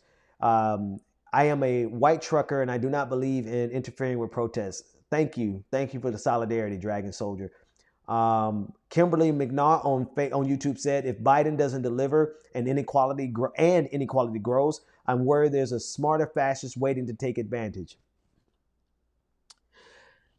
They should be worried that there's a smarter leftist who will take advantage. Because not all leftists are going to have small children that they are more concerned with protecting America's future for. Like, if you consider this, folks, the yin to my yang, I don't know which one is which in terms of which one's the positive, which one's the light, which one's the dark. I'm sure you do. But the one side of me that is like, I do my best to be a Disney dad and to make sure that the next generation is provided for so that they can provide. That's where I want to exist. The opposite side of that is the darkness of confronting this inequality with brute force. Now, that's my balance. Okay? There are some leftists out there who are just as good, if not better, with their words as I am, just as clear, and they don't have anything grounding them to keep them from going after this government. So while I hear this argument a lot, and I don't disagree with you, I do think there will be a competing fascist. I think they need to be afraid of somebody from the left who ain't got little kids who cute and they're gonna run in here in their pajamas and make you want to make sure that America is stable for the next generation. That's what they need to be afraid of, and not in the sense of none of y'all turn state. Let them do whatever they're gonna do. Just don't tell me about it, and I'm gonna keep fighting to keep America secure and stable for my kids. But at the same time, I understand where they're coming from, because I am them. I've just been tempered by the fact that I'm a family man. Most of the time. A world where the military is humanitarian. That's the upside. Oh, okay. You're saying legitimately humanitarian. Tato on YouTube. Because what's ironic is right now we like to portray America's military as humanitarian and they're anything but. But you're saying we need a world where they actually are humanitarian, like a peacekeeping armada. Put it in the comment section if you know what I'm talking about. Who is a peacekeeping armada?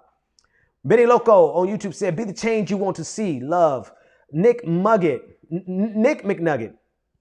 I saw this comment and I'm glad I came back to it. Ben, at this point, there should be no doubt that those on the right are evil. You said yesterday that you don't believe that, but Republicans are so full of hate and no empathy for anybody but their own kind.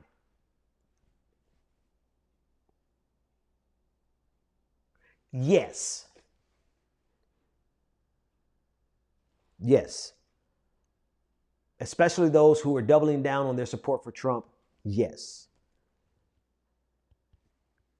If I were to make this a pie chart in terms of importance, I think 90% of the pie is what you said. Absolutely. I think 10% in terms of importance, I think 10% is that we always have to keep in mind that them being wrong doesn't always make us right. Because if we operate in that same fashion, then we can fall prey to it.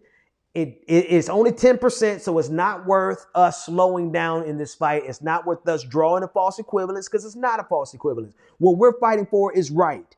What we're fighting for is right. What they're fighting for is wrong. I am just very cognizant of the fact of there are evil people on our side who are extremely powerful and have a lot of influence, and they are not in this for the right reason. And if we make that assumption that everybody on our side is right and good, then they will turn around and do a coup d'etat in terms of our movement and be just as malevolently evil as the right. They are amongst us. It is not the preeminent issue. That's why I say you get 90% of the pie on this comment, and I'll only take 10. And I think that is a reasonable ratio for us to fight like hell against people who are wrong. Not inherently wrong, but they're currently absolutely wrong. Don't slow down. Don't navel gaze. Don't trip yourself up, second guessing yourself. Don't overextend your empathy to them because they're not going to extend it to us. But when we're done fighting, or as we fight, just got to keep that. And I think it's worthwhile keeping that in the back of our mind, because I've waded through these spaces on this side, and I know exactly how evil our side has a tendency to be.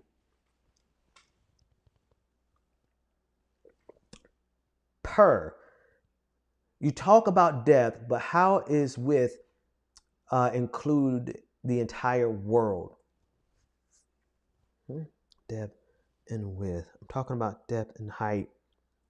Depth of analysis with. I think if I'm answering the question, if I understand the question correctly, I think that the depth gives you a wider perspective. The depth that I'm talking about is going to a higher level of analysis. And I'm not talking about anything mystical, metaphysical, or anything like that.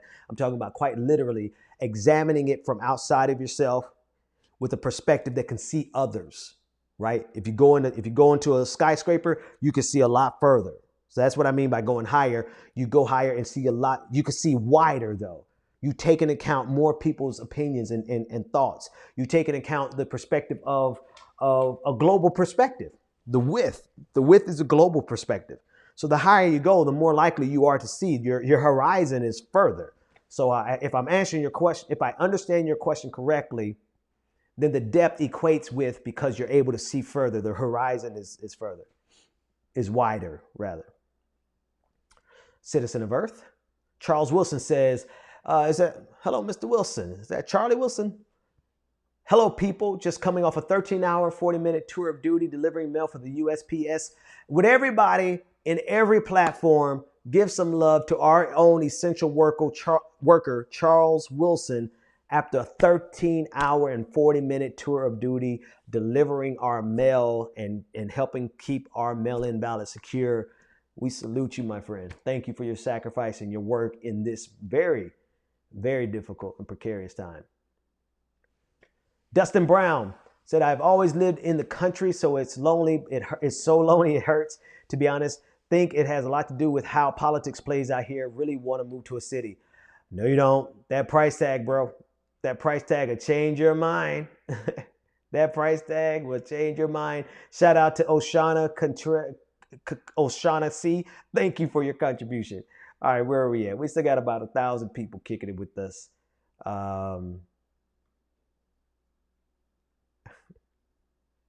Let's go down here and see what other comments. Oh, a lot of love to you, Charles. Check the screen, Charles. You're getting love all over the place. Thank you for your work, man. Thank you.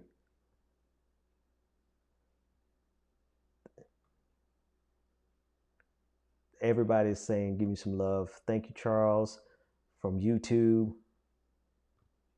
YouTube love. It's good. It's great. Facebook love. Facebook love. Right there. I wonder if that's true. They got a red rose. Somebody sent you a red rose. All right, folks, we've been kicking it for a little while. I got more energy tonight than I've had on any other night this week. Don't know why. Didn't particularly sleep well. I know exactly why it is. We're not talking about politics for real. For once, I'm getting a chance to talk to you about what I really care about, what I'm really passionate about. So I'm excited about it. I don't know. We know now, Nicole. Nicole said, y'all don't know it, but I took all of you with me on my blunt run. We know now. Glad you made it back safely. um,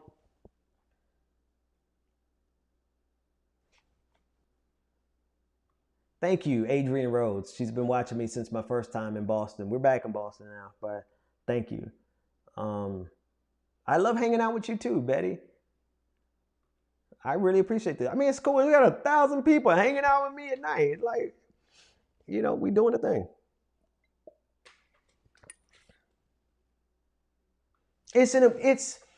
Thank you. It's a magical night. You know what's weird? One, I talk so goddamn much. Y'all realize I talk to y'all like 2 hours every single night, and I've always got something I rarely repeat. That's ridiculous. That's so I have to admit, that's absolutely ridiculous.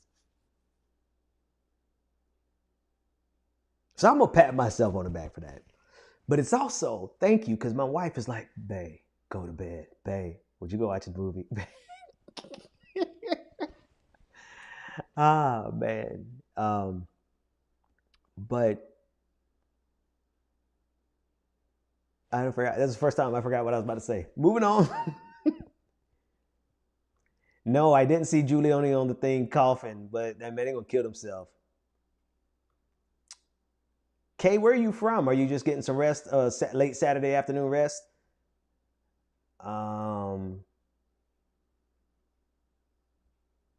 Yeah, I appreciate y'all. Hey, man, I really do. Yeah, y'all really don't understand. Harold, thank you for that super chat. Good night, spicy chicken. Children, spicy children. Now, the one thing bad about this is I usually do intermittent fasting. One of the key things about my weight loss has been not eating after 6. But the more I do this, it's like I be hungry at the end of the night. I'm like, I might have to eat something.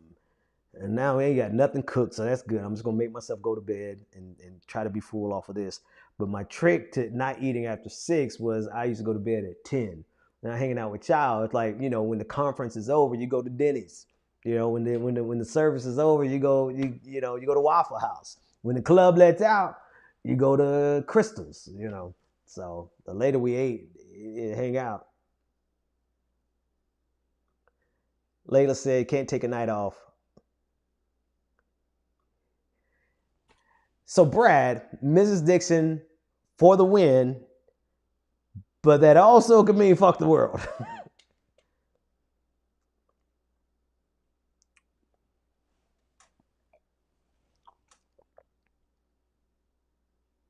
Ray Riley says on YouTube, my mental health needed a break from Facebook and the vitriol of social media. I understand why you're having a better yeah, man. Thank you, or my friend. I think my commitment to this process is Monday to Friday. I do use politics as the clickbait. And normally right now, we at the end of the night when I'm just talking about my musings, we end up with like 2,000 people still here. We'll get like between 3,000 and 5,000, and then we'll end up with like 1,900 or 2,000. So there's a lot of people who stay. But I use the guise of politics. Saturday, I'm not doing that. I'm not. When you come and hang out with me on Saturday night, I'm gonna do what I do on Saturday night. I'm usually watching something about a black hole. I'm usually watching something, some kind of science fiction because I am obsessed. I think, honestly, if all of our politics aren't pointing to us conquering, well, I got to choose my words wisely because America would take that word differently. When I say conquering the stars, I don't mean us dominating and colonizing and exploiting. I mean mastering the universe. I mean mastering ourselves, mastering knowledge, mastering science, So let me not say conquering, because Americans would take that shit literally and go and blow up a planet to exploit the minerals there. I had to catch myself. Got to remember what country I'm in.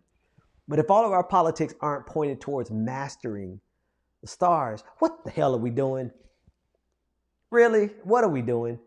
Because I'm sorry. Like, I'd like to think that my great-great-great-great-grandfather was cognizant of what he was doing because he wanted to be able to have a lineage, right, that went well beyond him.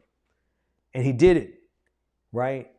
He could have been completely irresponsible, notwithstanding the fact that he was a slave, and done something to cut off the lineage, and I wouldn't be here. I feel like we got the same damn responsibility for generations to come that we won't even ever see. Because, okay, I'm about to finally say it.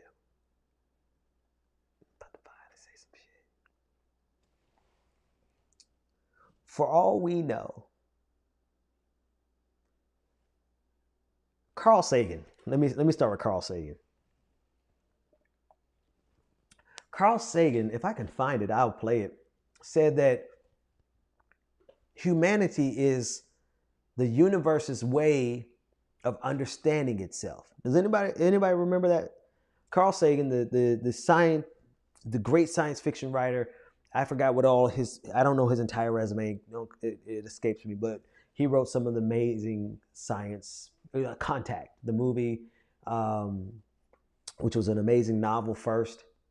He said the universe or mankind, sentient beings, we are the way for the universe to understand itself. I'm paraphrasing. I'm going to read the comments to make sure, because I'm sure some of you could correct me. I watch Nova all the time. Thank you. I knew somebody would do it. I knew somebody knew. We are a way for the cosmos to know itself. This is what I say. I've written this and I'm giving it to you before I even finish this thing I'm working on. For all we know, we could be the universe's only opportunity to know what happened here. Let me say that again without the glass in my hand in case somebody wants to clip it. I don't want people to think like I'm drunk, because I'm not. I'm gonna put on my glasses because my eyes are a little red. What?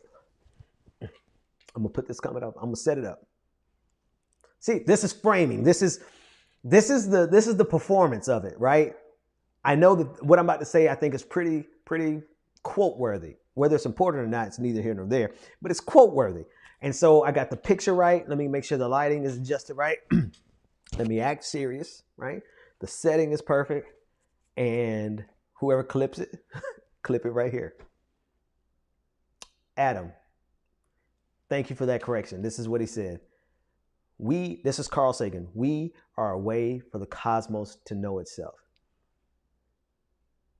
When I heard him say that, it really struck me at how important it is for there to be continuity of life. Because for all we know, we may be the universe's only opportunity to understand what happened here. For all we know, mankind, we only have limited information, but for all we know, we may be the universe's only chance to understand the magnificence of what happened here. We may be can you imagine all of this magnificent universe happening around us and nobody being there to observe it? And nobody being here to observe it. What was the point of it all? What was the point? this most magnificent, unmeasurable, unending, infinite universe, as far as we know, we are the only chance that the universe has to know how magnificent it really was. And we're nothing more than dust on a tiny rock circling a medium-sized star that is all but insignificant in a galaxy that is an average galaxy in a sea of galaxies. We are so insignificant, but for all we know, we may be the universe's only opportunity to understand what happened here. And because we don't know that we don't know if there's another civilization out there that is understanding the universe and can bear and can carry the responsibility of understanding the universe while we play around with our petty politics and spiral down to destroying ourselves. We don't know that they're over there doing that. So don't we have a responsibility to do it? Like, damn it, don't we have a responsibility to record what happened, and not on this earth. This earth is magnificent and amazing, and we don't even understand it. But this is just the beginning. There's so much more. There's so much more. And while we are insignificant and as fleeting as dust is on our bookshelves, and there is a bit of arrogance in the assertion that we could even come close to understanding what happened here, but God damn it, we got to try. And if our politics are destroying us, then that's all. You understand why I'm energized tonight, because I don't have to talk about the pettiness of our politics. Monday through Friday I will, because we got to deal with it. Because the number one thing that would keep us from learning, and the number one thing that would destroy us, will be our politics. I just think we have moral responsibility. We have a moral imperative. We have a universal mandate, because we don't know if anybody else is understanding the magnificence of the supermassive black holes at the center of our universe. Like, who's studying that? Who's recording that? Who is mastering that? Because if we don't know if anybody else is doing it, I think we have a moral imperative for us to do that. Because if we destroy ourselves, folks, I know I'm dramatic. I know I'm extra. I know I probably smoked entirely too much weed in my time. Okay. Not in my time, in a concentrated period of time at the beginning of this pandemic. But if we destroy ourselves, for all we know, we could have destroyed the universe's only opportunity to see how magnificent it was.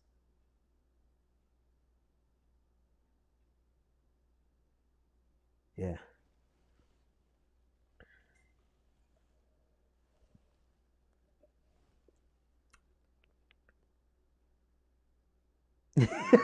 This is the best comment. This is the best comment. Fun fact, there is no lethal dose of weed. That's the perfect way to end this. Dr. Dixon, timely, wibbly wobbly, timey wimey. Yes, they did.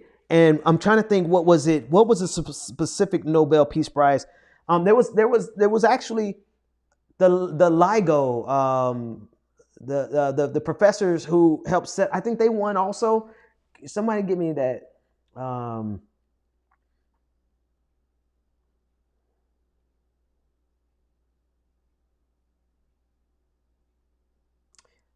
Well, Darth Sipient said AI will destroy us eventually. Dune is the future. I don't know.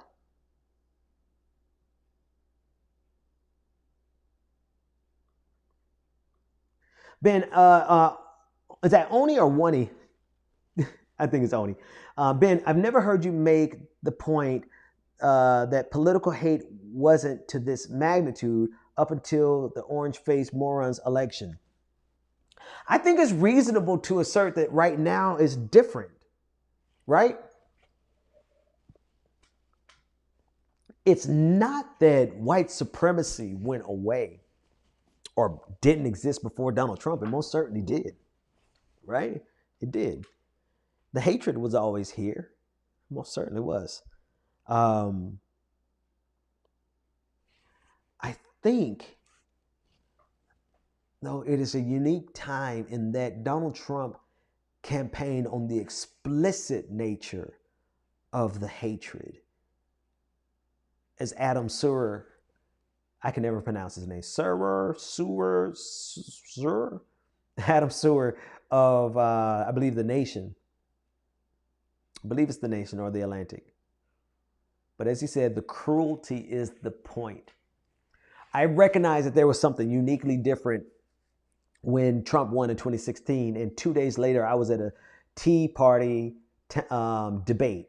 I went like 2 days after the election, after Hillary Clinton lost. I went to down to Worcester, and I participated in their local Tea Party debate. And one of the guys I was debating against made the point. He said he loves Trump specifically because of how he addressed Elizabeth Warren. He loved when he called her Pocahontas. And he's like Ted Cruz and everybody else, but when he heard how Donald Trump attacked everybody else, specifically Elizabeth Warren, that's when he was like, that's my guy. I think like a year later, Adam Sewer wrote that article, The Cruelty is the Point. We have, I don't know if you were a part of the stream when I discussed,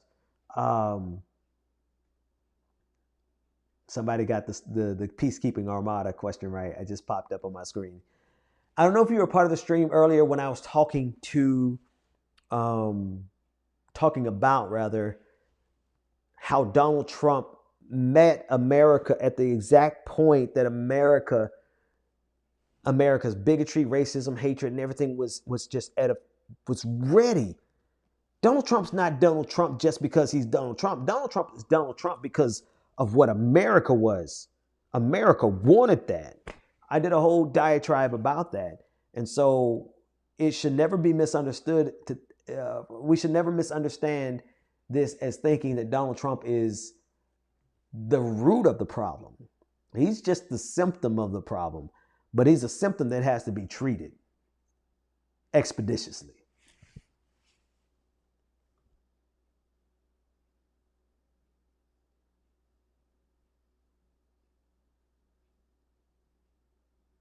Love will win. Absolutely, Robin. Misogyny fuels weak men. Somebody said something about Neil deGrasse Tyson. Neil deGrasse Tyson did an awesome interview with Stephen Colbert about Carl Sagan. Pale blue dot. Beautiful. Massachusetts in the house. Charles Wilson got it right. And Starfleet is a peacekeeping armada, though I think the Borg and the Dominion War has changed that. Yeah. Star Trek was what made me realize we'll always have war, no matter what. There will always be war. How much time are we into this? Oh, we are already over 2 hours. Okay, hey, folks. It's 1 o'clock in the morning. No wonder my body is like, I'm tilted a little bit here. I think that's time. I gotta work out a little bit more, man. This is. Anyway. Thank you to the 1,044 people who stayed to the very end. I appreciate you all. I could go on. I can go on, and I can go on. But let's save some for tomorrow. All right. Appreciate you all. Before we leave, we're going to make it a habit of this. Before we leave, show somebody a kindness. Find somebody in the comment section that you've been seeing, mentioning, you haven't spoken to. Just extend, make sure everybody shows somebody a kindness so that everybody leaves tonight with more love than they came with. So I'm not in that much of a rush. I'm gonna give us about let's play a song. Let's play a song, and at the end of that song, I would like everybody to have received some kindness. And don't be ashamed. Listen. Do not be shy. If nobody has said hello to you, then say something to me and I'll say hello to you, right? Or just say, hey, y'all missed me. But make sure everybody has some love before we get out of here. And here we go.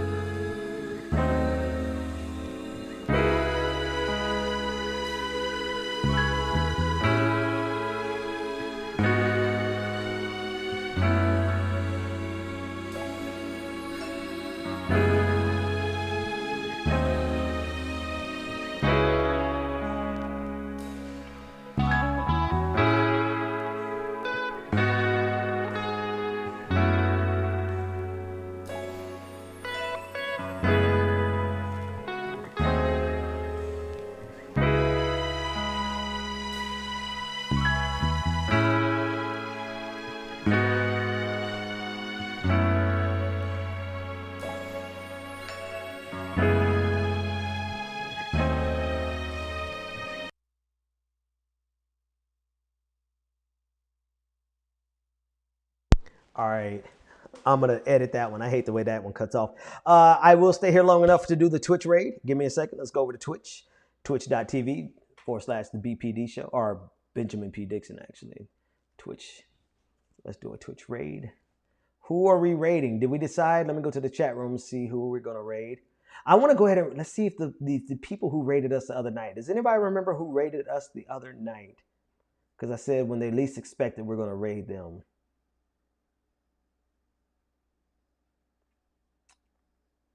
Stream manager. Who was that raided us the other night? Anybody remember? No, I don't think it was. And how many people do we have? 125 viewers with this. Who is Lefty Vets? That was they. Let me see if they're live. Let's see if they're live. Lefty Vets on Twitch.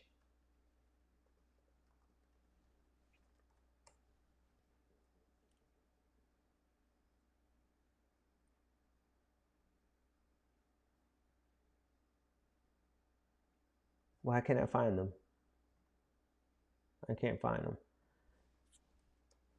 Anybody who's not on Twitch, just to let you know, I'm getting ready to do a raid on Twitch. I just want you to know what we're doing, but you can feel free to sign off. We are done, and I'm going to bed. Let's see if Lefty Vets, if they're up.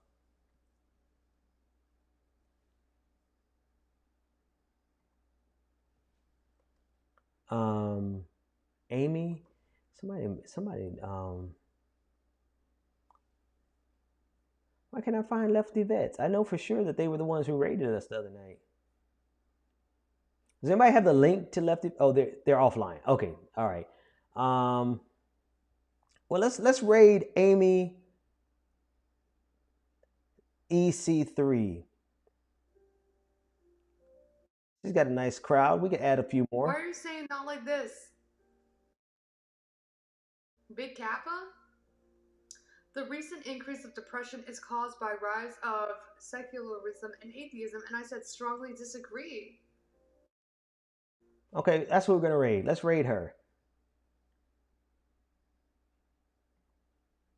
Great, because somebody gifted her a. Let's do a raid. /. Okay, somebody says she's awesome. Great. Tell her I said. She's a tenants rights master. Great. Tell her we said hello. Give her the link when you go over there. I think I set it up right.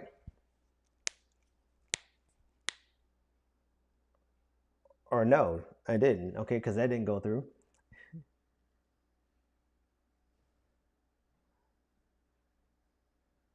What's the command for a raid? So folks, come on, just give it to me. I don't want to have to Google it. Thank you. There you go. You're right. I was a little backwards.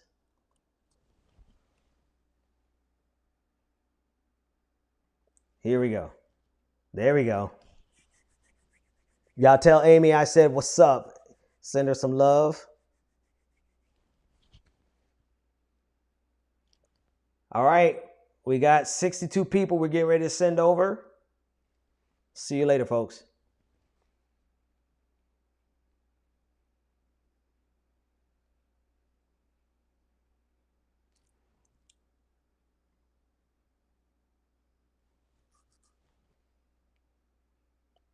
Beautiful, beautiful. All right, everybody who's left in the room?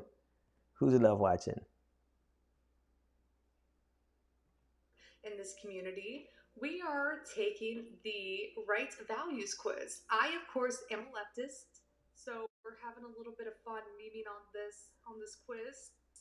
We still got 1,000 people? The hell? Go to bed, people.